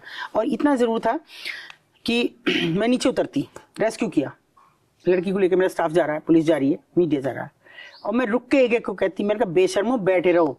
अब तो मुझे तुम्हें ताऊ जी कहते भी शर्म आती है, मुझे भैया कहते शर्म आती है, क्योंकि सब मेरे मोहल्ले के आसपास के लोग हैं वो। मैंने कहा अब ना कहूँ मैं तुम्हें, तुम तो निकम्मे नाकारा हो, मैंने कहा हमसे क्या करवाओ, हमारी दुकानदारी खत्म करवाओ। मैंने कहा खत्म ना करवाती हूँ, बता तो दे करो। कहाँ मेरा पता लगती कब आवे कब ना आती। मतलब जिन उनका भी तो है ना कुछ उसमें हिस्सा, तभी तो। नहीं अपने यहाँ कौन उतरने देगा? या मेरे ऊपर कोई ऐसा आदमी रहने लगे, मैं 2 दिन नहीं रखूंगी, बिल्कुल लगाऊंगी ना उसको, तो फिर क्यों? हजारों बार प्रशासन को लिख लिख के दिया, कोई सुनवाई नहीं है, कोई नहीं। कहते हैं बाजार ही नहीं चलता, कहाँ है? आइडेंटिफाइड है रेड लाइट एरिया, नहीं चलता, नहीं चलते। हमेशा ये कहा कहाँ देह व्यापार नहीं हो, नाचने गाने का काम कर। सबके पास मनोरंजन कर विभाग से नाचने गाने के वो है लाइसेंस मालकिनों के। अच्छा। और बड़े बड़े फ्रेम करके टांग रखे, देख लो जी हमारा तो नाचने गाने का काम है, हमारा तो है ही नहीं ये काम। और मैं आंखों से देख रही हूँ सब कुछ। अच्छा, वहाँ पे नाच गाने का काम भी होता है जब पुलिस वाले रेड मारते हैं? कोई नहीं होता। हाँ। बिल्कुल नहीं होता ही भी नहीं। जब कभी होता था हम छोटे छोटे से थे, अच्छा, तब तो आवाज आती थी हमें, जब यहाँ छन की भी आवाज है, हारमोनियम की भी है। अभी तो बरसों से नहीं है। ये तो विश्व का 3रा सबसे ज्यादा धन देने वाला एक बिजनेस है। इसमें नाच गा के क्या पालेंगे? नाचने गाने के लिए तो टीवी पड़ा है, फिल्म पड़ी है, सब चीज। और अब तो ओटीटी ने वेश्यावृत्ति से भी ज्यादा परोस रखा है सब कुछ। फिर क्या देखने जाएंगे वहाँ? वहाँ वो जाते हैं पुताई करने वाला, ठेले वाला, रिक्शा वाला, जूते बनाने वाला, वहाँ ये लोग जाते हैं, मजदूर ये लोग जाते हैं। इन एरियाज को रेड लाइट एरिया कहा जाता है, जानते हैं आप क्यों?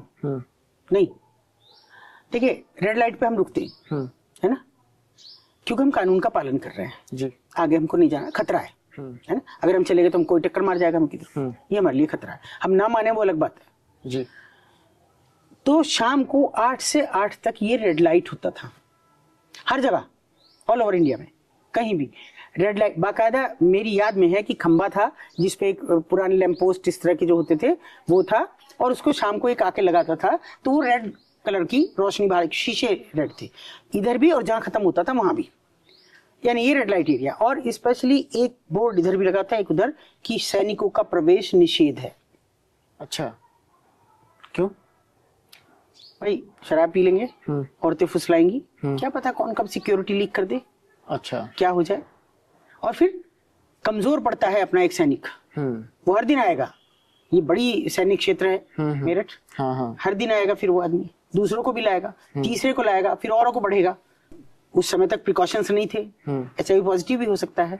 दूसरी तब HIV पॉजिटिव की बात नहीं की जाती थी, लेकिन गंभीर बीमारियों की जाती थी, सिफिलिस जैसी बीमारियों की बात की जाती थी। वो एक सैनिक को लगी तो उस पर तो जो पैसा सरकार ने खर्च किया वो बेकार हो गया, बहुत यूजलेस हो गया। तो इसलिए सैनिकों का प्रवेश निषेध और रेड लाइट लगी रहती थी जरूर। कभी आपने ऐसी महिला को या लड़की को रेस्क्यू नहीं किया जो HIV पॉजिटिव हो गई हो? दुनिया से रेस्क्यू किया। वो बहुत सुंदर लड़की थी, पहाड़ की थी, और बहुत मुश्किल से मेरे फेवर में आई थी। और फिर इतनी ज्यादा हुई कि मान लो मैं किसी दिन दोपहरी में चली गई तो ऐसे आके बैठती, कहती कितने गर्म हो रहे हैं पैर। मैंने कहा बेटियां पैरों को हाथ नहीं लगाती हमारे यहाँ। नहीं, लाओ तेल लगाऊंगी। करना है, तू बेटी है मेरी। सच्ची? कहाँ? तो उसने मेरी यहाँ रख लिया सिर, और मुझे लग रहा था वो रो रही है, तो मैं ऐसे उसके हाथ फेरती रही, मैंने कुछ नहीं कहा। फिर मैंने कहा बेटा अब तो जो हो गया सो गया, 5 साल का तेरा बेटा है, ये देंगे नहीं, तू निकलना चाहती है तो मुझे बता देना जिस दिन भी तू कहे। ठीक है। एक दिन बोली कि निकलूंगी तो नहीं, क्योंकि मेरा बेटा इनके पास है, 5 साल का है, और अब वो मुझे पहचानता नहीं है, क्योंकि मैं इतने पैसे कर नहीं पा रही कि 200 रुपए तो उसे देखने के मुझे करने पड़ते हैं। अच्छा, प्लस किराया। मतलब देखने क्यों? कहाँ रखते हैं बच्चों को? अजमेर, ग्वालियर, जयपुर, आगरा। अच्छा, वहाँ रखते हैं? हाँ। कि वहाँ रखता कौन है? हाँ, इनकी फैमिली, जो राजस्थानियों की फैमिली, इनकी बेटियों की, उनमें रहते हैं वो बच्चे।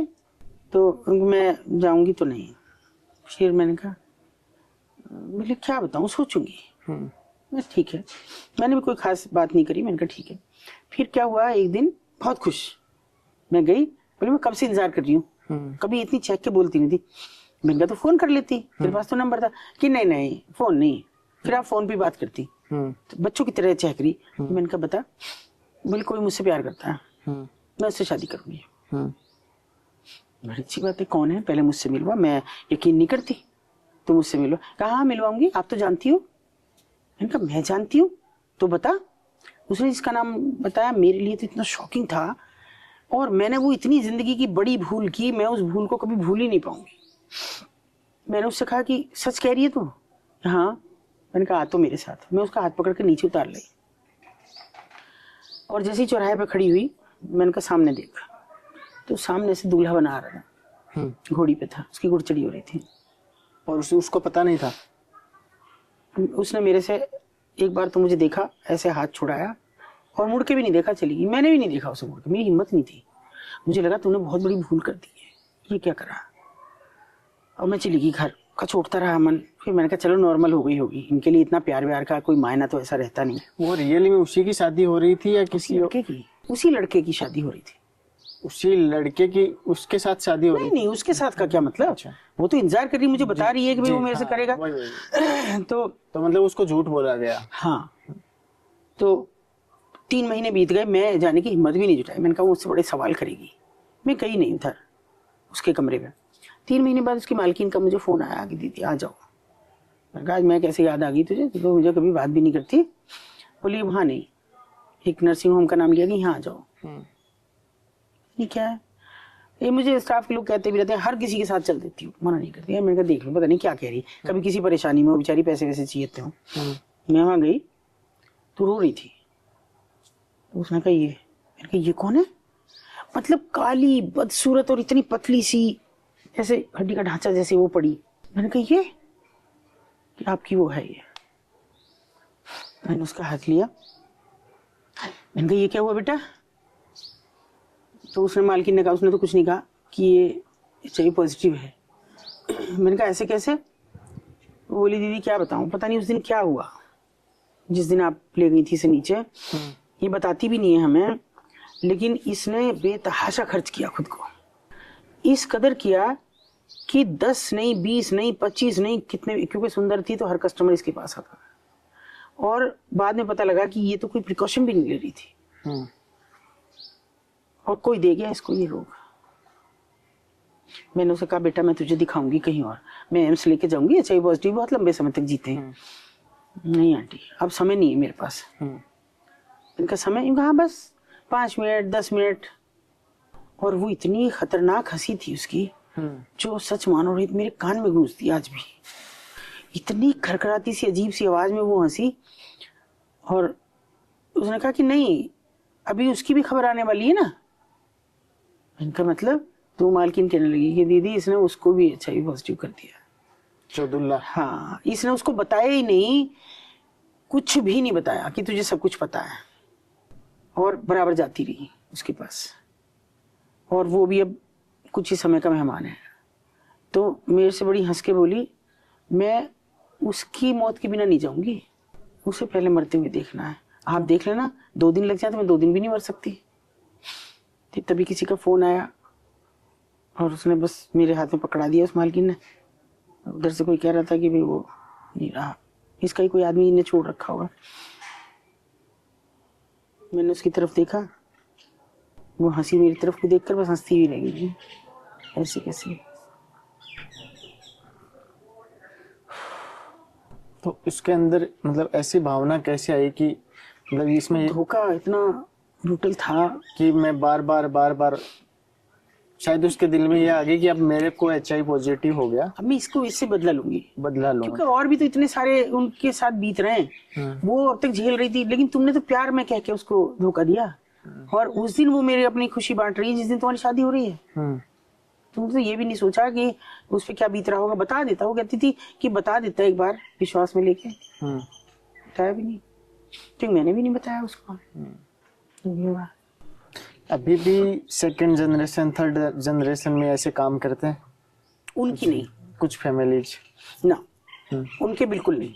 बाहर की लड़कियां हैं, बहुत आती हैं। अच्छा, वो खुद नहीं करते? फिर उनके बच्चे पढ़ रहे हैं, वो अपने बच्चों को जिंदगी दे रही हैं, क्योंकि हमारे जैसे इलाके देने वाले हैं ना वहाँ अपनी बेटियों को, अपनी बहनों को। तो वो अपनी बहन बेटियों को क्यों डालेंगी इस धंधे में? तो अच्छे से अच्छे कर रही हैं।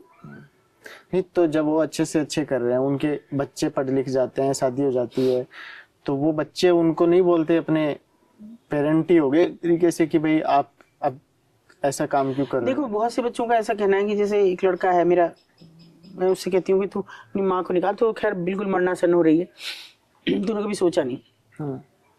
तो बोले, वो मुझे मासी बुलाता कि मासी मैं एक बात कह रहा हूँ कि ये मैं इन्हें ले जाऊंगा मगर ये यहाँ के बिना ज्यादा दिन जिंदा नहीं रहेंगी, क्योंकि इनका जीवन कट गया, यहीं ये पैदा हुई, यहीं अभी इतनी बड़ी हो गई, इसके बाद तो कोई पीढ़ी नहीं आएगी ना, न मेरी बहनें न मेरे बच्चे, खत्म हो जाएगी पीढ़ी।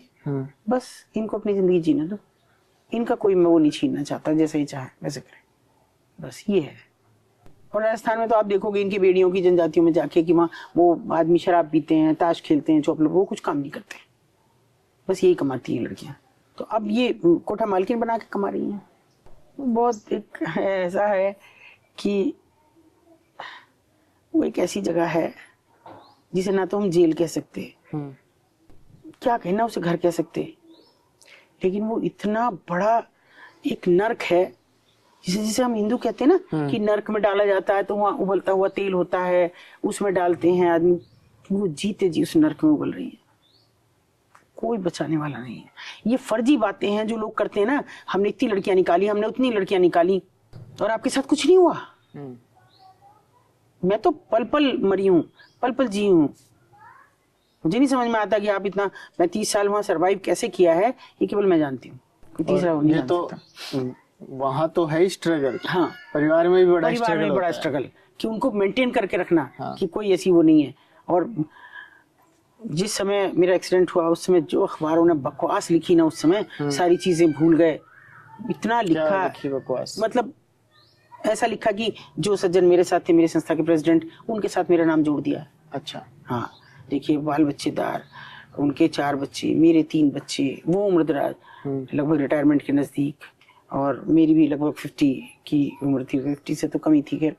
और ये लिख लिख के फिर मैंने अगले दिन कहा, मैंने कहा अच्छा भाई, मैं जैसी मैं होश में आई, मैं तुरंत मैं पीटीआई में भेजा।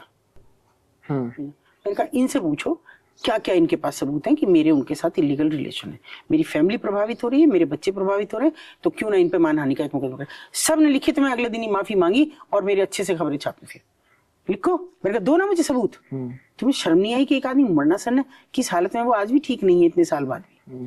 बेचारे, मैं तो उनके परिवार के सामने भी शर्मिंदा हूँ बहुत।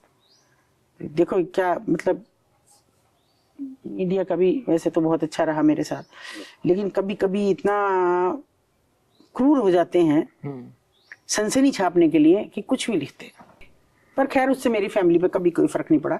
लेकिन तो आपके साथ ऐसा नहीं हुआ जैसे आपका एक्सीडेंट होने के बाद में पेरेंट्स, घर वालों ने मना नहीं किया आपको कि आप रुक जाओ, हो गया बहुत? पता नहीं क्या था कि नहीं कहा।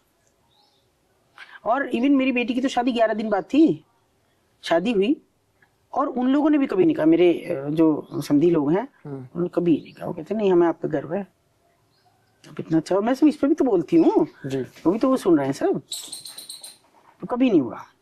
अच्छा मैम, जैसे अभी आपने बताया कि रेड लाइट एरिया कुछ जगह से खत्म कर दिया है, लेकिन वो कहीं ना कहीं हो तो रहा है ना? बिल्कुल।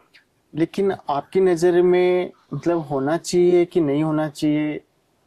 क्या मतलब अपराध होते हैं, रेप जैसी घटनाएं होती हैं, उसमें गिरावट आएगी नहीं? क्या है मतलब आपका क्या नजरिया? देखिए, लोग कहते हैं कि दोनों अपने पक्ष रखते हैं कि अगर रेड लाइट एरिया है तो रेप नहीं हो रहा। क्यों नहीं हो रहा है? खूब हो रहा है। निर्भया कांड नहीं हुआ क्या?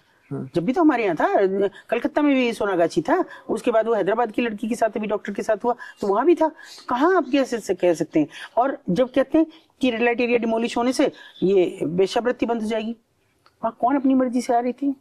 तो सब जबरदस्ती का शिकार थी ना। तो जो मर्जी से आ रही है वो कहाँ है? वो तो बराबर जा रही हैं अभी, तो सब जगह कर रही हैं, कहाँ नहीं है? आप पूरी दिल्ली में देखो कि पोल्स पे खड़ी हैं लड़कियां। अब मैं कहना नहीं चाहती हूँ इस बात को, क्योंकि है ना नया समय है, लेकिन इतना भी है अभी नहीं। ये जो मेकअप ब्रेकअप, ये मुझे समझ नहीं आता, ये क्या है?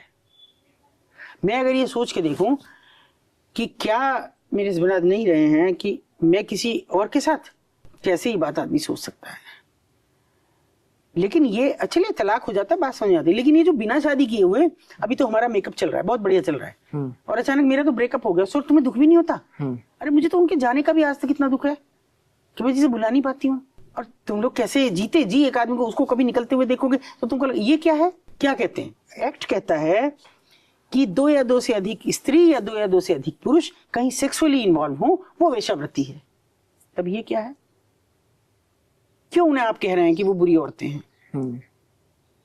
कौन है बुरी औरतें? जो अपने लग्जरी जुटाने के लिए महंगे फोन, महंगी ड्रेसेस, अच्छे होटलों में खाना खाना, वो खराब औरतें हैं। और हर जगह है। मैं अपने शहर की बात कहूंगी कि मेरे शहर में ऐसी ऐसी जगह जो लोगों ने मुझे आइडेंटिफाई कराई जाके, इनको बचाओ, ये कैसे ये मान नहीं रही हैं। घरेलू औरतें ऐसी ऐसी जगह पे खड़ी हैं, लोगों को खींच खींच के लेके जा रही हैं। चल 200 रुपए नहीं 100 रुपए चल। और उनका एक्सक्यूज ये है कि अरे खर्चा नहीं चलता। अच्छा, हाँ जी। तो बताइए किसकी हम बात कहें?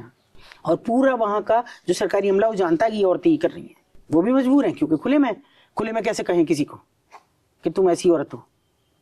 उनको तो कहने के लिए हर आदमी पहुंच जाता है खराब औरतें हैं, ये बाजार खराब है। लेकिन उनको कोई नहीं कहता। नहीं पूछते माँ बाप आज कि तुम इतना महंगा फोन कहाँ से लाई, इतनी बेहतरीन ड्रेस हमने तो नहीं दिलवाई, ये कहाँ से आई? क्यों नहीं पूछ रहे? नहीं, पूरा दिन पेट्रोल कहाँ से आता है? तुम स्कूटी दौड़ा रही हो, बाइक दौड़ा रही हो, कुछ भी कर चला रही हो, कहाँ से आता है? हमने तो नहीं दिया। वो क्या है? वो है खराब औरतें। बिल्कुल, समाज को जो हम बिगाड़ रहे हैं वो है खराब औरतें, वो नहीं बिगाड़ रही आपके समाज को। और मैं तो कहती हूँ कि सबसे ज्यादा इस समय ओयो होटल बिगाड़ रहा है। अगर आज भी अपनी गाइडलाइन के अनुसार वो नहीं चले तो 100% सर्वनाश है। खुले, सबको पता है, कोई नहीं सुन रहा है। जरा जरा सी दूरी पे मेरे यहाँ नहर गुजरती है, उस पर 2 ओयो होटल बने खड़े हैं। ये क्या हुआ? वहां तो आदमी भी नहीं जाता। वहां तो और जंगल है, पूरा खेत है लोगों के, वहां तो कोई भी नहीं जाता। फिर कैसे गाँव में है ओयो होटल? कैसे? यहाँ शमशान है सामने, उस पे है एक ओयो होटल। कौन आ रहा है भैया इतनी दूर? यहाँ कौन से बिजनेस चल रहे हैं लोगों के कि आके बिजनेस टूर पे रुकेंगे यहाँ? और रुकेंगे तो हाईवे होटलों से भरा पड़ा है, आ जाएंगे वो। तो बताइए होटल में और क्या हो रहा है? ये खराब होते हैं। आप अंदाजा नहीं लगाओगे। बेसिकली हम न्यूज कवर करते हैं, तो एक न्यूज हमने ऐसी कवर की कि गांव के अंदर, खेत के अंदर, मतलब ऐसे बाहर बाउंड्री लगी हुई थी, गाड़ियां आती हैं, सीधे अंदर घुस जाती हैं, गेट बंद हो जाता है। उनको अराउंड 6 महीने बाद पता चला कि यहाँ पे ये चीज हो रही है। 6 महीने तक उनको पता ही नहीं चला आस पास के पड़ोसियों को। जब पता चला तब उन्होंने हमारे को कॉल किया, हमें बुलाया, हमने उस सब चीज को दिखाया। तब मतलब लोगों की आंखें खुली कि आप सोचते हो कि शहरों में वहां पे ये सब चीजें हो रही हैं, मतलब वहां तक की ये मतलब जड़ें पहुंच चुकी हैं।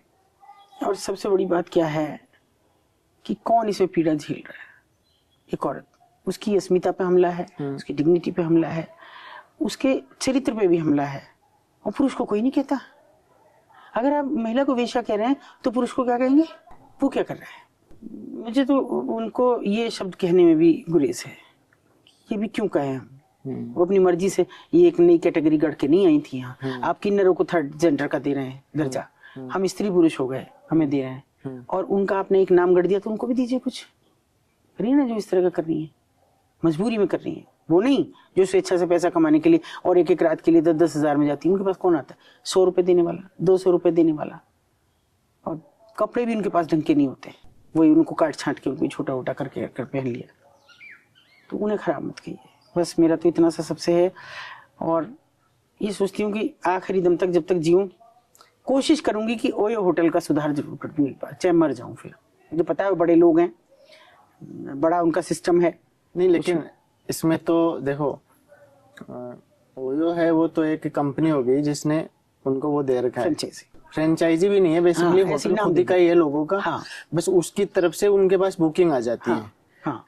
लेकिन जो सबसे बड़ी गलती तो वो है कि जो प्रॉपर्टी वाले, जिसकी प्रॉपर्टी है वो कर रहा है, वो कर रहा है। गलती उसकी, क्योंकि प्रॉपर्टी वाला करेगा तो ओयो वाले को तो पता नहीं चलेगा ना। ज्यादा से ज्यादा ओयो वाला ये कर सकता है कि वो उसके साथ टाई अप नहीं रखेगा। नहीं, ऐसा नहीं है। क्या ओयो वाले देखने नहीं आते कि वहाँ कितनी जगह? यहाँ शमशान के पास बना हुआ, नीचे तो फैमिली रहती है, ऊपर 2 कमरे बने हुए हैं, ओयो होटल का बोर्ड लगा हुआ है। ये क्या बात हुई? जब वहाँ लड़के लड़कियां आते हैं, नीचे फैमिली को दिखता नहीं जिनका है वो? और क्या ऐसी वो पड़ गई जब ओयो होटल की एक बड़ी चेन है कि तुम ये घरों में खोलने लगे जरा जरा सी दूरी में। आप हाईवे पे जाना, अब ध्यान देना, हाईवे पे इस कदर ओयो होटल हैं, इस कदर हैं, मकान दिखेगा आपको, होटल्स नहीं दिखेंगे, वो मकान दिखेगा ओयो, फिर दूसरी गए ओयो, ऐसे लिखे मिलेंगे आपको दुनिया भर में। काहे के लिए भी? वो ऐसा कौन सा ओयो का बिजनेस चल गया कि लोग उसी में ही जा रहे हैं सब ठहरने? इतने बड़े होटल छोड़ के 5 स्टार 7 स्टार भी हैं यहाँ, उनको छोड़ के कौन चाह रहा है? हमारी कॉलेज की बच्चियां खतरे में हैं। कॉलेज की बच्चियां? बिल्कुल, क्योंकि हाईवे पे पूरे पे कॉलेज हैं और पूरे हाईवे पे ओयो खुल गए और टारगेट है जहां जहां कॉलेज हैं वहां वहां ओयो है, तो उनको दिखता नहीं ये फ्रेंचाइजी दे रहे हैं या ये क्यों दे रहे हैं, फिर क्यों? फिर देखिए फिर बात, तो मैं तो उन्हें खराब औरतें मानती हूँ जो स्वेच्छा से कर बस। अब मैम ऐसा है कि ये चीज ऐसी है जो कभी रुकने वाली नहीं है। नहीं कभी नहीं, कभी। और जड़ें भी इसकी इतनी मजबूत हो चुकी हैं, इवन प्रशासन ने भी अंदर घुस चुका है, तो बड़ा मुश्किल है बहुत। हम ज्यादा से ज्यादा अभी यही कर सकते हैं कि अवेयर कर सकते हैं। तो अभी आप लेटेस्ट के एक्सपीरियंस के अकॉर्डिंग ये चीज बताओ, कौन कौन से तरीकों से लड़कियों को फंसा के बुलाया जाता है? उस मतलब इनिशियल फेज कौन सा होता है जिसकी वजह से लड़कियां फंस जाती है और इस धंधे में घुस जाती हैं न चाहते हुए भी? देखिए, गरीब जो क्षेत्र हैं जैसे नेपाल है, बिहार है, झारखंड है, छत्तीसगढ़ है, ये टारगेट एरिया है कि गरीब है, यहाँ है, वहाँ आज भी तो रिश्तेदारी भी है वहाँ, तो मतलब गरीबी है। उन लड़कियों को काम के नाम पे दिल्ली काम दिलवाएंगे, दिल्ली मिल जाएगा, घरेलू कामकाज मिल जाएगा, फैक्ट्री में दिलवा दे, दिल्ली में बहुत फैक्ट्री है, और वो दिल्ली टारगेट नहीं होता, होता है वो आसपास का, और पैसा जाता रहता है। नेपाली लड़कियां तो जाती इसलिए नहीं कि उनके घर को पैसा चला जाता है, घर वाले पूछते ही नहीं क्या कर रहे हो, फिर वही लड़की ट्रैफिकर हो जाती है, दूसरी लड़की को लेके आती है। जैसे उसको पैसा मिलने लगा, घर की हालत सुधर गई, घर मकान बन गया, थोड़ी बहुत जमीन ले ली, दुकान खोल ली, कुछ कर लिया भाइयों के लिए, तो बस तैसे वो दूसरी लड़की को लेके आती है। एक तो ये स्थिति है। दूसरा जो प्यार में फंसा के लाते हैं, प्यार में फंसाया, शादी करेंगे और लड़की आ गई। टारगेट होता है वो लड़की जिसके या तो माँ बाप ना हो या किसी कारण से वो पीड़ित हो कि भाई इसको लड़की होने के नाते इसको कोई बहुत प्यार नहीं कर रहा है, भाई भाई को ज्यादा प्रेफरेंस दी जाती है, इसको नहीं दी जा रही है, ऐसी लड़कियों को ये लोग फोकस करते हैं। कॉलेज के इर्द गिर्द फोकस करते हैं कि जहाँ लड़की लगे, उसको इसको लग्जरी की बहुत चाहत है, भाई चल घुमाऊंगा फिराऊंगा, कुछ महीने घुमाते फिराते भी हैं, उस पर खर्च करते हैं काफी पैसा, और उसके बाद पता ही नहीं चलता कहाँ चली। देखिए, अगर मुंबई का मुझे एक बड़ा अच्छा लगा था महाराष्ट्र सरकार का कि उन्होंने बार बंद कर दी थी एकदम, है ना। आप क्या समझते, बार बंद हो गए थे? बार हो गए थे बंद, मगर तमाम मेरठ और दिल्ली भर गई थी लड़कियां। हमारे यहाँ ऐसे भीड़ आई, ऐसी भीड़ एक कोटे में जिसपे 4 लड़कियां 5 लड़कियां धंधा कर रही थी, वहाँ 50-50 लड़कियां थी एकदम से, क्योंकि आपने काम दिया नहीं। आप बंद कर दो, कहाँ क्या जाएंगी वो, उनको तो और कोई काम आता नहीं, वहीं जाएंगी वो। फिर सरकार की मानसिकता नहीं है, उनके एजेंडे में नहीं है। कहीं भी किसी के एजेंडे में होता है जब लिख के जारी किया जाता है कि हम इन औरतों के लिए भी करेंगे, कुछ नहीं होता। आपको दिख रहा है सोनागाछी है, कबाड़ी बाजार तो चलिए डिमोलिश हो गया, खुल भी जाएगा एक दिन, और आपके कमाठीपुरा है, जीबी रोड है, आपको दिख नहीं रहे। कलकत्ता सरकार, बंगाल सरकार को नहीं दिख रहा है, दिल्ली सरकार को नहीं दिख रहा है, या इधर मुंबई सरकार को नहीं दिख रहा है। सोनागाछी आप जाके देखिए, पूरा अलग शहर बस रहा है। आगरा चले जाइए, बसई नहीं दिख रहा, इतना हाई फाई महिलाएं वहाँ हैं सब, और वही है राजस्थानी। बसई में जाके देखिए, विदेशी आते हैं टूरिस्ट।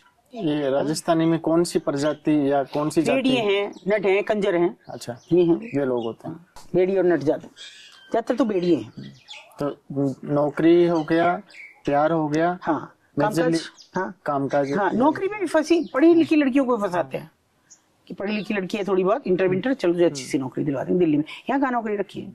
तो एक तो सबसे बड़ी बात ये है कि बहुत सारी ऐसी लड़कियां हैं जिनको मतलब थोड़ी वैसे चाहत रहती है कि हमें फ्रीडम चाहिए, हमें फ्रीडम चाहिए, इसलिए हमें बाहर जाना है, ठीक है, उनका ये टारगेट रहता है। सेम टाइम पे कुछ लोग उनको, जैसे जो रैकेट चल रहा है, वो लोग उनको बहुत अच्छी सैलरी ऑफर कर देते हैं कि वहाँ एक ऐसी वहाँ हो रहा है सैलरी मिल रही है, ठीक है, इस लेवल की, जो कहीं उसने मिली नहीं हो, तो उस लालच में भी आके ऐसा हो जाता है। हाँ, वो भी वो देखती नहीं है कि तुम्हें कोई 10,000 देने को तैयार नहीं है, एक आदमी 1 लाख क्यों देने को कह रहा है, क्यों देगा, तुम में से क्या गुण है। तो वो भी फोकस्ड है। कॉलेज, ये जो प्राइवेट कॉलेजेस हैं, इन्होंने भी हमारे संस्कारों का, हमारी सभ्यता का बहुत सर्वनाश किया है।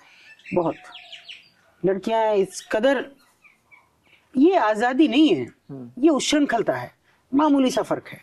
आप आजाद है, यानी आप अच्छा सा पढ़िए, आप आजाद है कि आप अच्छा खाइए, अच्छा पहनिए, जो आपकी मर्जी हुआ वो काम, वो पेशा चुनिए, वो अपनी बात को आगे रखिए, वो कैबिलिटी की। लेकिन उच्छृंखलता है, मैं सुनूंगी नहीं, मैं शराब भी पीऊंगी, मैं सिगरेट भी पीऊंगी, मेरी मर्जी। मैं 10 लोगों से संबंध रखूं, मेरा आज किसी से मेकअप होता है, किसी से ब्रेकअप होता है, फिर मैं तीसरे के पास जाऊंगी।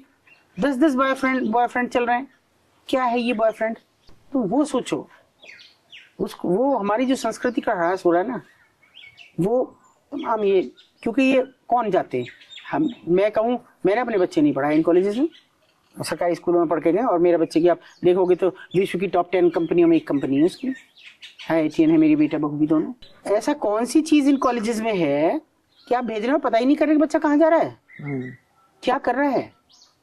कितने बच्चे आत्महत्या कर रहे हैं, कितनी लड़कियां आत्महत्या कर रही हैं, और क्या हो रहा है, कहाँ जा रहे हैं, तुम्हें पता ही नहीं कि कॉलेज जा भी रहा। पूछते नहीं, कॉलेज वाले नहीं पूछते तुम कहाँ जा रहे हो। नहीं आए 10 क्लब कह देते हैं भैया 75% अटेंडेंस चाहिए, उसके लिए पैसा भरो 75% हो जाएगी, क्या फर्क पड़ रहा है। हाँ बिल्कुल, क्या फर्क पड़ रहा है। तो क्यों नहीं आपका बच्चा सरकारी स्कूल में जा सकता, क्यों नहीं आप रखना चाहते?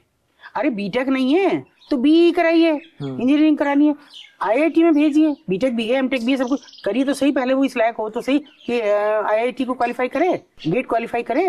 वो तो आप नहीं देख रहे, बस इंटर के बाद बच्चे ने कह दिया जी मुझे बीटेक करना है, जाओ। अब नौकरी लग रही है, नहीं लग रही है, कुछ भी हो। लड़कियों का भी वही हाल हो रहा है, क्यों नहीं बदल रहा है इसको?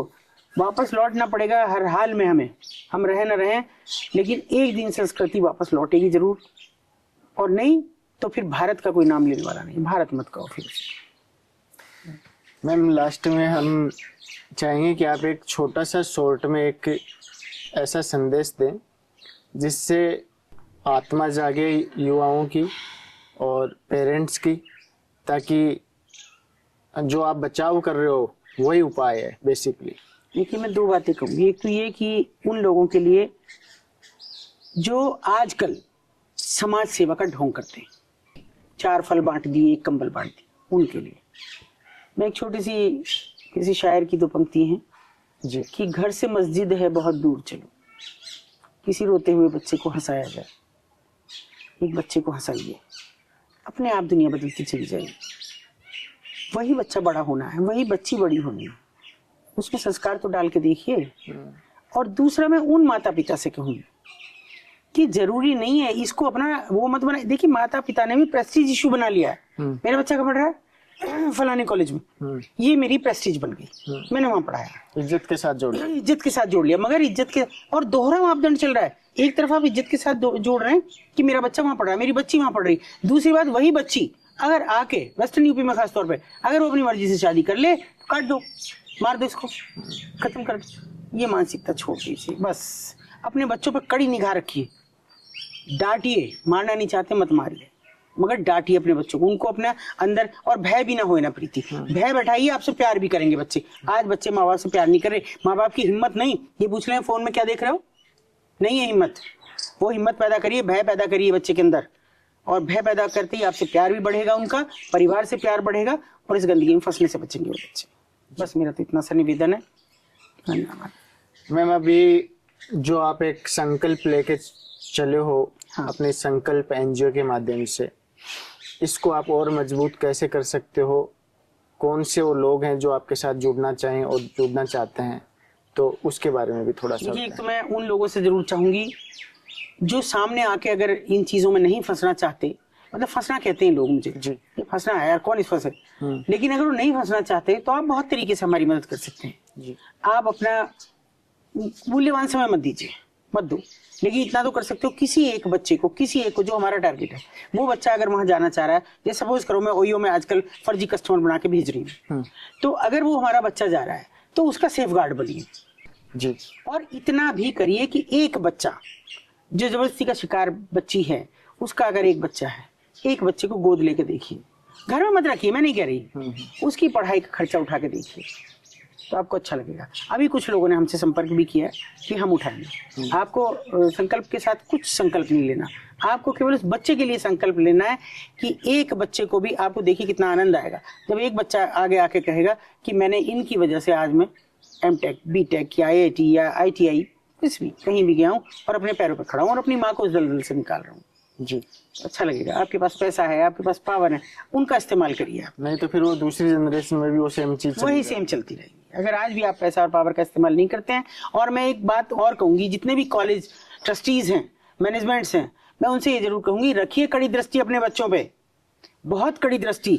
जो नहीं रखना चाहता, इसके पेरेंट्स लड़ने आते हैं, निकाल दीजिए, आपके पास पूरा अधिकार है, बाहर निकाल दीजिए कि नहीं मेरे ये नॉर्म्स हैं, यही चलेंगे। देखिए कितनी जल्दी बदलाव आता है जी।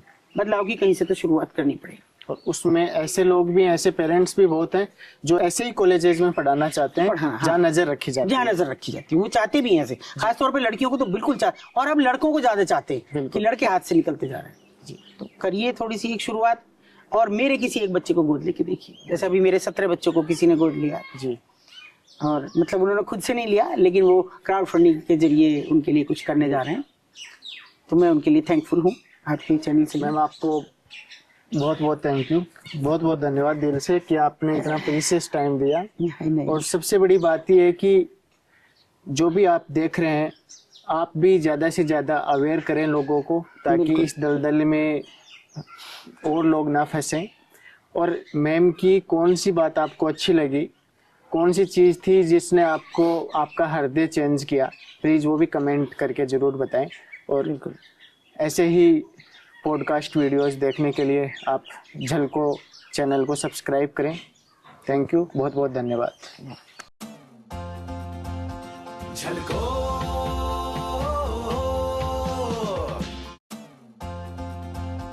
झलको